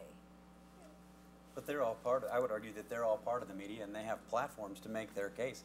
I mean, George Will's made his case persuasively, I think. I mean, I don't find him persuasive, but he's made a very strong case in the pages of the Washington Post, in the platform that he has on ABC. So, I mean, I think to a certain extent, they do have their case. But I understand as a sort of your broader point, particularly with respect to day-to-day politics, is certainly true, and I think it's a function of our two-party system. Now, things could change if we see the emergence of a serious third-party candidate. It won't feel as comfortable to sort of have these right-left assumptions that guide the thinking on these issues. But basically, I think our day-to-day politics are run by those kind of basic assumptions. But don't you think it makes it harder to have these larger debates? Like right now, the larger debate about redefining capitalism, what's a functioning capitalist system? You know, you have many capitalists who sleep with a copy of Ayn Rand's Fountainhead under their pillow, who are upset by the bailout because they felt that, you bailed out companies that took excessive risk, and then the taxpayers on the hook. It didn't seem to make good free enterprise economic sense. And yet it's impossible to have that debate because it's all again left and right. I mean, do you find that at ABC when you read stuff and it's all the left says that, the right says that? Or you'd never do it? Of course, I would never do that. And we set up that brilliantly, right, looking for the nuance. But I do think that, but bottom line, you had a lot of Democrats and Republicans vote for the bailout. And in the middle of a presidential campaign, that's still pretty powerful stuff. And so that's, in some ways it's worrisome because what it says is you literally have to get to that cliff before you're going to get both sides to hold hands. And maybe sometimes, in this case, hold hands and then jump, and many of those people aren't coming back to Congress, partly because of that vote. But it also seems to be a truly American thing to sort of wait until it gets really, really bad. In some ways, this goes to the strain of American optimism because we assume it will never really get that bad. It's going to always get better because it does. We always come out of these things, so we don't have to do these crazy things that they do in Europe and other places because we know that we can pull ourselves out. It's only when we see the cliff that we will do something about it. Well, let's go to one more question from pgun01. Are sites like WikiLeaks and Twitter the future of news? How will the editorial, fact-checking, and fairness roles, responsibility of news be met by this new media? Oh, you want me to start? Well, obviously, it's hard to give a lot of information in 140 characters, but the fact of the matter is that's how we're talking to people these days. So the whole fairness or fact-checking, when blogs started and bloggers started, they were very good at policing themselves and making sure that they were checking their facts and checking each other. I think we've fallen out of that a little bit with there just being so much information, but hopefully we go back to that self-policing. But in essence, there's so much media out there that people are customizing what they get and how they get it and when they get it and filtering the content that they want to receive. There was a larger discussion earlier about people, the president talking about looking at other sides of the issue, and while I personally think that's a good idea too, the fact of the matter is that people are looking for either what interests them or mirrors what they believe and pulling in this information. rather than going other places where it is served to them. But how do you see the preponderance of social media in this campaign cycle, Facebook, Twitter? How do you see it affecting the midterms? I mean, we saw, for example, how masterfully Sarah Palin is using Facebook. I mean, she can bypass all the mainstream media because she can get all her messages, whether it's about a death panel or anything else, you know, on Facebook. But I think that Becky makes a great point, which is the filtering piece of it. Right. And so when you're in an era where you're not trusting any institution to tell you the truth, then you really are looking to those people you trust the most, which usually are your friends or your family or people that you've somehow attached onto as saying, no, this person is trustworthy. And so I get for work purposes, I have a Twitter feed that is very narrow. I don't have a ton of people on there, but they're the people that I know that I trust what they're writing. I trust what they're saying. And if they do have an agenda, I know what it is, and they're very upfront about what it is. And that's how I'm going to get all of my information. But you're totally right. I'm not going out to get it anymore. Right. I look at that's the real change is instead of I used to open my computer and go right to the papers, now I open my computer and go right to Twitter. And that's where I'm getting most of my news first thing in the morning. Well, there's some data that, with respect to TV news, that Fox News' audience is becoming more and more Republican. It's kind of a 4-to-1 ratio when it was a 2.5-to-1 ratio just a few years ago. And that strikes me as dangerous when, I'm not saying people shouldn't have the right. I'm not saying any fairness doctrine, people should consume whatever media they want, right? But if people only hear the news presented to them the way they want it, I think it's, I don't know. I mean, you can't force people to kind of eat their spinach or read their kind of broadsheet newspaper. But, being part of a community, I think we should not lose sight of our real communities, which are probably more diverse than our virtual communities in 99% of all cases, I would think. And what can we do, you think, to strengthen our real communities then? Because, this is a problem. It's like if I find that what's happening online is strengthening real communities too. There's an enormous amount of self-organizing. Well, and how many times have you been twittering or forwarding something to somebody who's sitting in the same room with you? Because that's happened multiple times with me, You're leading a very interesting life. Very, very bizarre life. I'm an avatar, right? What's bad about that? I like to stay out of reality. But if you go online, you see, for example, sites like recessionwire.com, howigotlaid.off.com, and then solution-based sites, Project Bounce Back. It's just amazing how much is going on. That is about solutions, that is about bearing witness or sharing stories of struggle online that does not get into the mainstream media. But that doesn't mean people aren't reading it. Oh, no, absolutely. Because they are consuming that. They're just doing it in a different path than they not in have large been. enough numbers to make a difference to the real communities that NATO is talking I think about. it's actually better because if you think about it in the sort of olden days, the place where you're getting advice or information from was basically people that you could physically see in a day.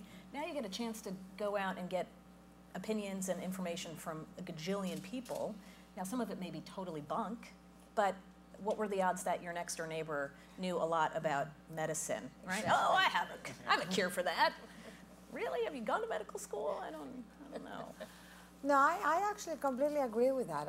I feel very optimistic about what's happening online around solutions.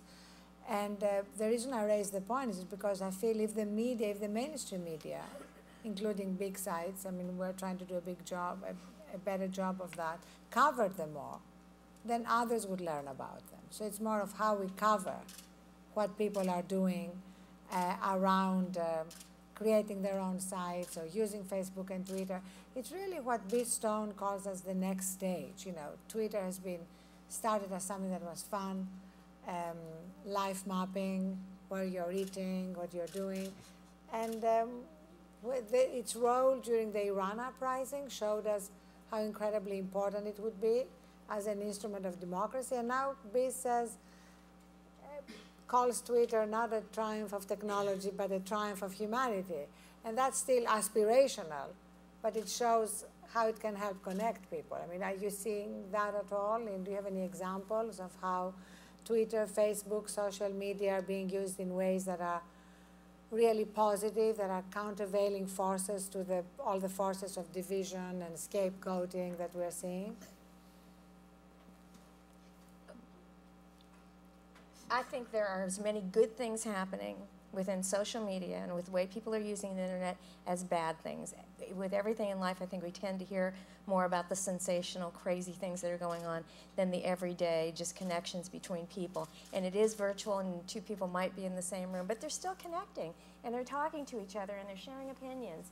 And I think I have a lot more interaction with people, frankly, since the advent of Facebook than I did before. So I see this all as a positive.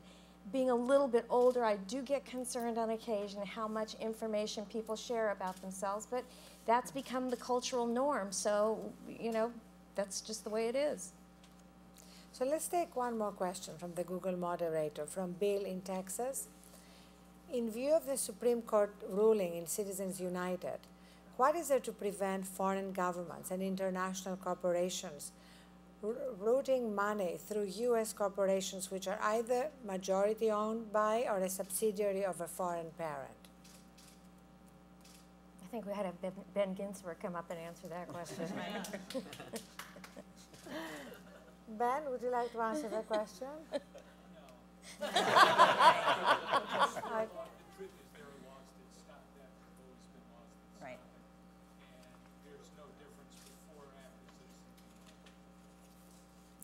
Would you like to channel him? Would you like to channel Ben Ginsberg? I think Ben said it's okay. Everything's going to be all right. We're going to prevent against this. Yeah, I mean, I think I was talking to someone the other day who's a nonpartisan academic who studies campaign finance reform, who had a very good point about this, because I said, you know, are we seeing this flood of Republican fundraising into third-party groups? Can we say that it's really there's a cause and effect between the Citizens United ruling and how much money they're raising? Because to me, it seems as if it's really generated by the enthusiasm that's out there for Republicans versus the lack of enthusiasm for Democrats. And that was his point as well, which was, you know, I think a lot of what you're seeing out there is more about enthusiasm. It's more about the fact you have a lot of people with money who want to affect the elections, just as you had a lot of people with money in 2008 who were Democrats who saw themselves as impacting the elections. In fact, you know, Republicans have always complained that their folks are much less successful in doing third-party groups than Democrats. You know, they always sort of look to groups like ACT in 2004 or some of the other and the labor groups as much better funded, smarter than the Republican groups. And now you're seeing more Republican groups sprout up. And part of it is when you get a chance to, one, flip control of the House and the Senate. That tends to get money into your coffers. And the second is to learn a lot of the lessons from those groups that had already started doing it. And as a fundraiser, I will tell you that most of the money is not coming in from large donors, which is what you tend to see a little bit more on the left. This is truly a grassroots uprising. You know, there are people with their contributions of $10, $15, $25. There's just a lot of them. So we're feeling it from the grassroots. Now, you're also doing Carly Fiorina's campaign. Are you finding that even for a very wealthy candidate, you are able to get small donations? Absolutely. She has such massive appeal across the board. And I mean, the average donation online for Carly's campaign is less than $100. I mean, these are per donation. These are regular, everyday people who are massing to give to her. And I'll tell you, we sense the health of a campaign by looking at who's giving and how much they're giving. And Carly is just taking off. People are really focused on that race, and we are thrilled with the response that she's getting. So how much has she raised online? I'm not allowed to say that, but they'll report it, I think, in a couple weeks. A lot, let's put it that way. Very, very, very healthy. You can't just give us an off-the-record No. Say like more We than, won't tell anybody. No. right. More or less than $1 million. People like her. No, we're not questioning that. We're just asking how much is raised. Okay, we'll find out. Now, Steve, you just did a major piece on Senator John Thune, and the fact that he may very well be a presidential candidate in 2012. What is the impact that all the different people who are likely presidential candidates on the Republican side, what's the impact that they're going to have in the midterms? Well, I think you've seen them out and about in the country trying to raise money for Republicans in 2010.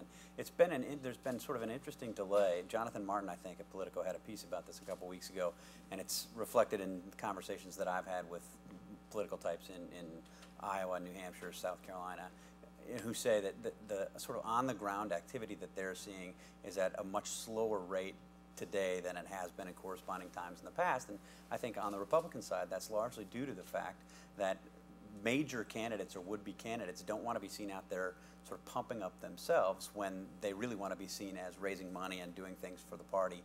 The focus, they think, should be on 2010, not on 2012. So I think you've seen people sort of pull back and not be quite as active as they have been at this time in different cycles in the past. Although, of course, Sarah Palin's endorsements made already a big difference in the primaries. But that I think feeds that broader perception that she's helping. You know, she's helping these candidates. She's giving them. I mean, you know, there's a raging debate I think on the right about how much influence she's had and has it really meant, you know, has it really led to elections of people. I think basically what she's done in some cases is take people who weren't as well known and make them well known. She endorses somebody and a candidate who nobody has heard of or few people have paid attention, particularly in the national media. Up to that point, have to stop and say, well, wow, that person's interesting. What are the polls telling us? Have there been polls? And where do we go from here? She's got, I think, an uneven record. Brian Murphy lost in Maryland, who was a Sarah Palin endorsed candidate, and Christine O'Donnell won surprisingly in Delaware. So I think, you know, you've seen her try to do, if she, who knows if she's actually going to run, try to feed this perception that what she's out there doing now is making herself busy, helping elect Republicans in 2010. And I think other candidates have done the same with probably not as much fanfare and coverage. So as we're wrapping up, any concluding comments from any of you? Any big thoughts you have not yet shared? Nate, your predictions. Well, I mean, I think how many did you say? Well, I guess my big thing, I think this election's a little bit less in the bag for Republicans than people are assuming on the House side, for example. I mean, I think, you know, they have cases where they'll win 60 or 70 seats. That's like totally on the table. But, you know, the campaign's still just taking place in local districts. Some local districts have fairly good polling for Democrats. Some have terrible polling for Democrats. But you're getting somewhat more ambiguous messages. If the Democrats can narrow that enthusiasm gap a little bit, then they might save the House. The question isn't whether they want to or not. Would you rather have a 3-seat majority in the House or a 6-seat minority? I don't really know, you know. But I think it's a hard election to forecast. There's so many districts in play at the House level, still 100 seats probably where we aren't quite sure how it's going to turn out, that, you know, we're going to be up late counting on November 2nd, and, you know, the night before we're going to have a somewhat better idea, but it's going to be, there should still be a few more twists and turns, I think. Amy? I like the thought of twists and turns. That means that this campaign will never end. And you'll have a lot to tell to your Republican in-laws. I have a lot of stories to tell. And Nate brings up a very good point. And we saw this in 2006 as well. There are a lot of people who thought they knew exactly what was going to happen. But these things do tend to ebb and flow. I think the enthusiasm gap narrowing will help save some seats. But the real question is where independent voters are. And in so many of these districts, if you're losing independents 60-40, you still can't win, even if you get the Democrats to turn out. Okay. For the first time in 4 years, it's great to be a Republican. For a year.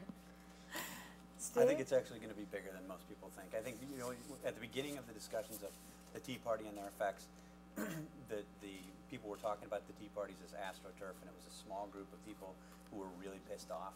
And we've seen now, since I think pretty credibly through a variety of different polls, that that's simply not the case, that the enthusiasm gap that we had seen has been growing and building on the Republican side. And I don't crunch the numbers like Nate. I'll never be as smart as Nate is.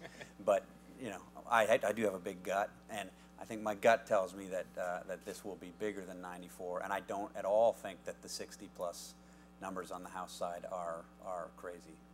I mean, there are enough seats there, but I mean, Democrats did really. I mean, the Tea Party was a leading indicator. You know, back in kind of April of '09, when Obama still had 60% approval ratings, and Democrats really kind of missed it. You know, they kind of dismissed it and made fun of it. And, you know, and there are things about them that you can criticize, of course, right? But you know, it was that day when they had protests in 200 different cities or 500 different cities. I kind of did a piece for 538, which I counted local estimates from local papers of what the turnout had been at these rallies, and they were all tiny, right? They were all like 500 people or 200 people or 12 people or 1,000 maybe, right? But in some ways, the fact that you had that welling up in so many different places spoke to the fact that it was kind of spontaneous. You know, when Democrats have a rally, they have a big 250,000 person rally in Washington or New York or something, and those sometimes don't get noticed as much as they should. But I mean, that was a sign that people weren't just upset; they were upset enough to go out and interact with their neighbors about it. And I don't know, Democrats should have been. Maybe there's something they could have done, right? But that was a warning sign, I think. So, okay, my prediction is that we are moving from hope, looking to Washington and looking to politicians and elected officials to solve problems, to looking to communities, so from hope to hope 2.0. And I think the social media and the activity online around that is fascinating and underreported.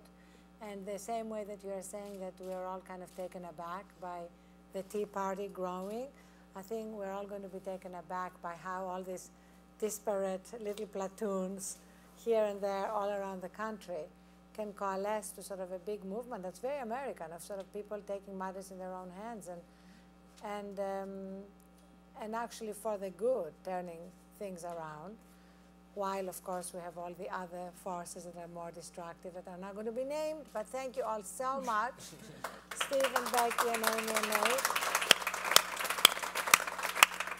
And Jonathan, back to you. I would say thanks, Ariana, since I'm not hooked up to my microphone yet. Hopefully folks at home can hear me. This is why Ariana is so good. She is on it. Thank you all very much. Now they're unhooking you. Stick up.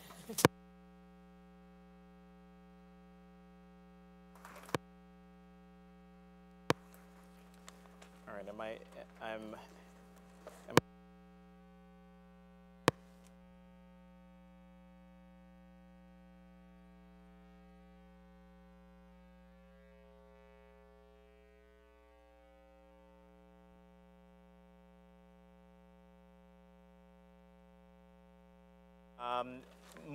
Mike Allen from Politico is going to be up here. Now I can hear myself, so that must mean you can hear me.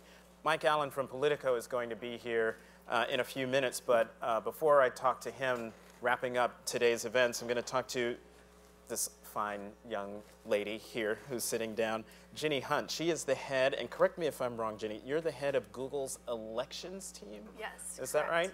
And so of all the things well, let me ask the question a different way. What do you make of everything that we heard today? Well, I think we heard a lot of the trends that we're seeing already. First, I'll say that we just celebrated the 8th anniversary of Google News. And the top story in the history of Google News in the last 8 years wasn't World Cup or Britney Spears saga, but it was President Obama getting elected.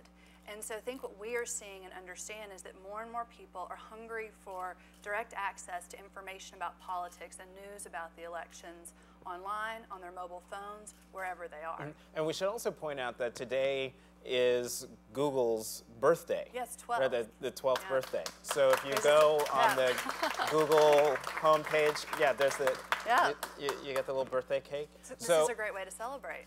Well, apparently it is. So but let me ask you, you're talking about Obama's election being the big news thing for Google News, but folks like me, we're so used to, we would have to pay for information like this, and I'll just say, personally, it kind of, I don't know, as a journalist who picks up the phone and calls people and has to hunt and find, have to hunt and find, the idea that my own mother can get on the computer and get the same amount of information that I can is, I'm sorry, it's just a little unnerving. So people can now, where I had to pick up the phone, they can just do it from anywhere. Wherever they are. And what's interesting, Desktop and mobile PDAs devices. And what's interesting, two things about this cycle. One, we've already seen 170% growth in the number of people who are looking for political and election news on their mobile devices. And we expect that number to only go up. So wherever they are, they're sort of plugging in and getting constant real-time information. And it's also becoming localized. There's been an 800% growth in statewide candidates who are using our platforms to connect with voters. And what they realize is that if they don't have, a campaign, office online, then it's as if they don't exist in their local communities. So it's really shifted to be much more local, much more, real time, where you want this information, and free and open for anyone to access. So, I mean, we've heard how, candidates can use YouTube and they can use Facebook, but maybe I'm a little slow or just hungry because I haven't actually had lunch. But how can candidates actually utilize Google in the way that a candidate would utilize Facebook, YouTube? Right. Well, in several ways. One is we have a robust ad platform that candidates can use to connect directly with voters. They can target their ads to local areas. I think we heard from Becky Donatelli earlier, who talked about how candidates are both using advertising on desktops through search and also through mobile platforms. And we also have a variety of ways that we can ensure that when people turn online to search for candidate names, the candidate's website shows up and is relevant in those search results. So, so you saw explosive growth in 2008. You're seeing more now with this election. So, what are your projections for 2012? Do you think it's going to spike even further? We think so. Everything that we're seeing, whether it's use of social networks and social media, mobile technology, or the growth of online video, everything is pointing upwards in terms of trajectory with online engagement in a more local, relevant, real-time way. So everyone's been asked the crystal ball question. So crystal ball, 2012. What do you think we're going to see in terms of political campaigns and how they're using social media and using Google? And two, do you think, well, answer that question, then I'm going to ask you another question very quickly. Well, I think 2012 for folks like your mom or people across America, it'll be very easy for them to both receive ads directly from candidates, but also fact check that information directly, receive the latest relevant tweets from local reporters or from candidates themselves, whether they've just had a campaign stop down the street or are coming next week. So I think Amy Walter mentioned how information's being pulled.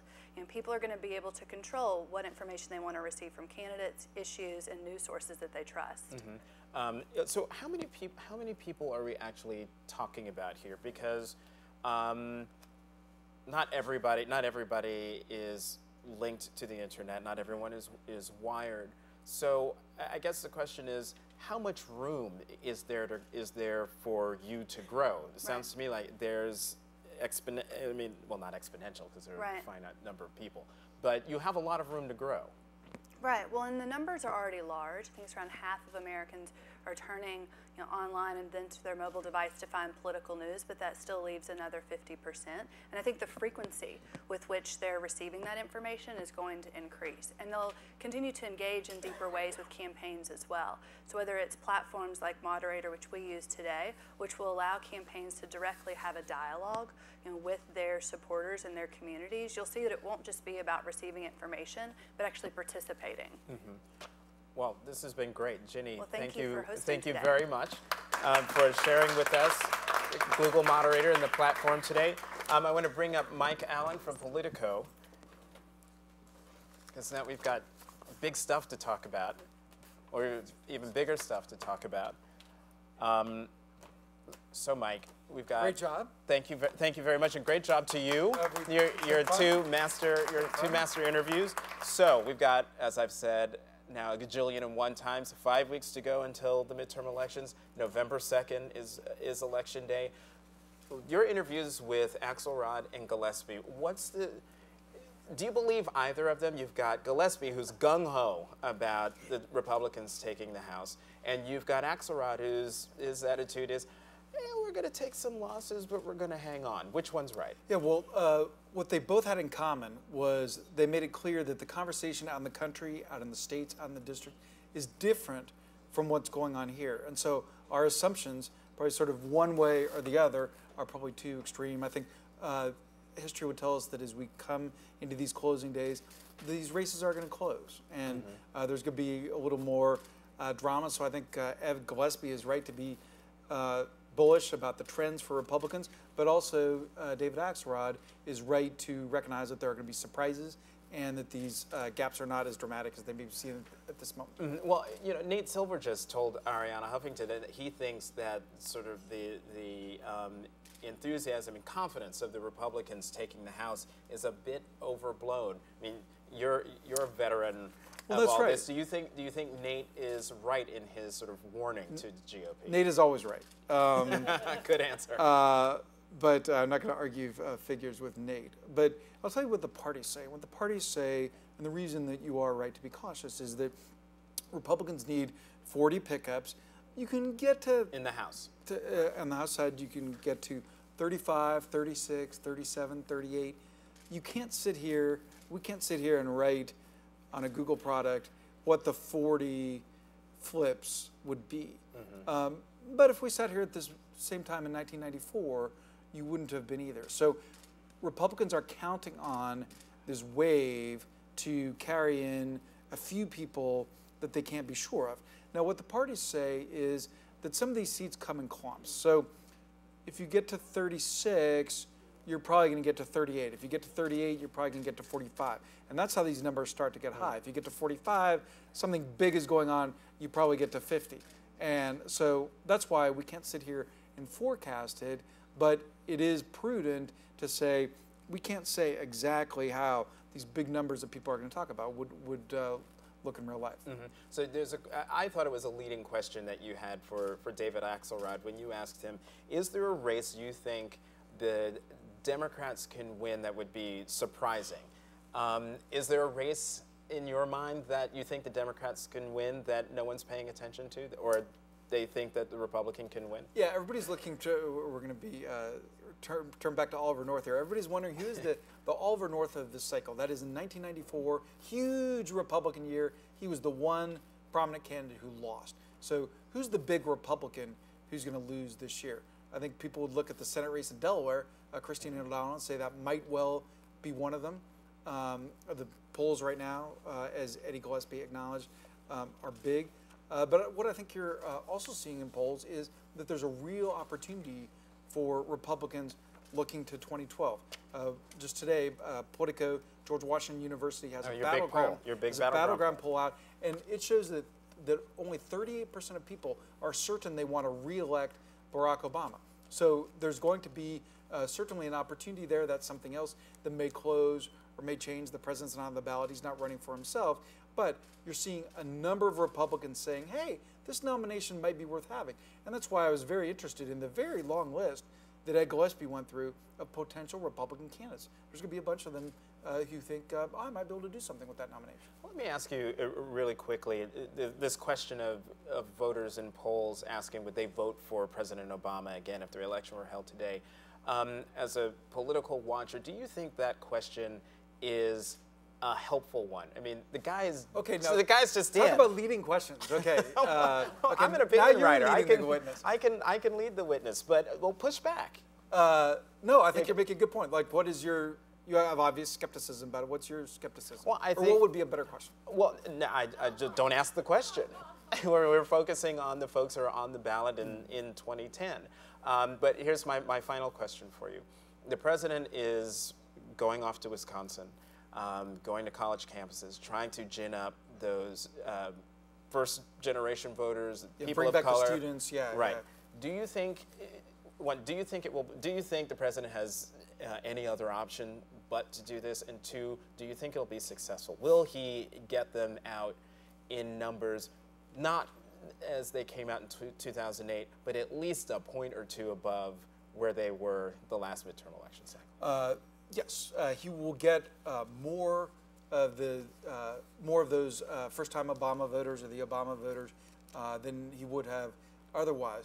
The question is, the drama is Ed Gillespie's contention that this also revs up the Republican base. So the president's appearances around the country and these big rallies, these 2008-sized rallies, like they're clearly going to have an impact. And the question is, like, who is going to draw more? So that's going to be the fun story for all us to watch the next month or so. So the president can rev up an already revved up GOP base. Yeah, he's gonna get more of his people to turn out. He's gonna get them out to work, get them out to the polls. Ed Gillespie's contention is that will also remind Republicans that they need to go, that it's not in the bag. Mike Allen, Chief Political Correspondent. I always want to call you Chief Washington Correspondent, Chief White House Don't call me Correspondent. late for dinner. You did a great job, very smooth. Thanks, Mike. Mike Thank you, Allen Jonathan. of Politico. Thanks to a great audience and a great team that put this event on. Right. Let's thank Google and Politico for having us here today. Thank you all for watching at home. Mike, again, as a thank you, and a big thanks to Ariana Huffington. We'll call it. Right. Ariana Huffington for the lively panel discussion. Again, thanks to David Axelrod and Ed Gillespie for sharing their thoughts and taking time out of their busy schedules. Again, as a reminder, all the interviews will be uploaded to YouTube, and the entire program will be uploaded as well. I'm Jonathan Capehart of the Washington Post and MSNBC. Thank you for participating in this Google, YouTube, Politico, Jamboree election preview. Thanks very much, everyone. Good evening. Thank you guys for coming.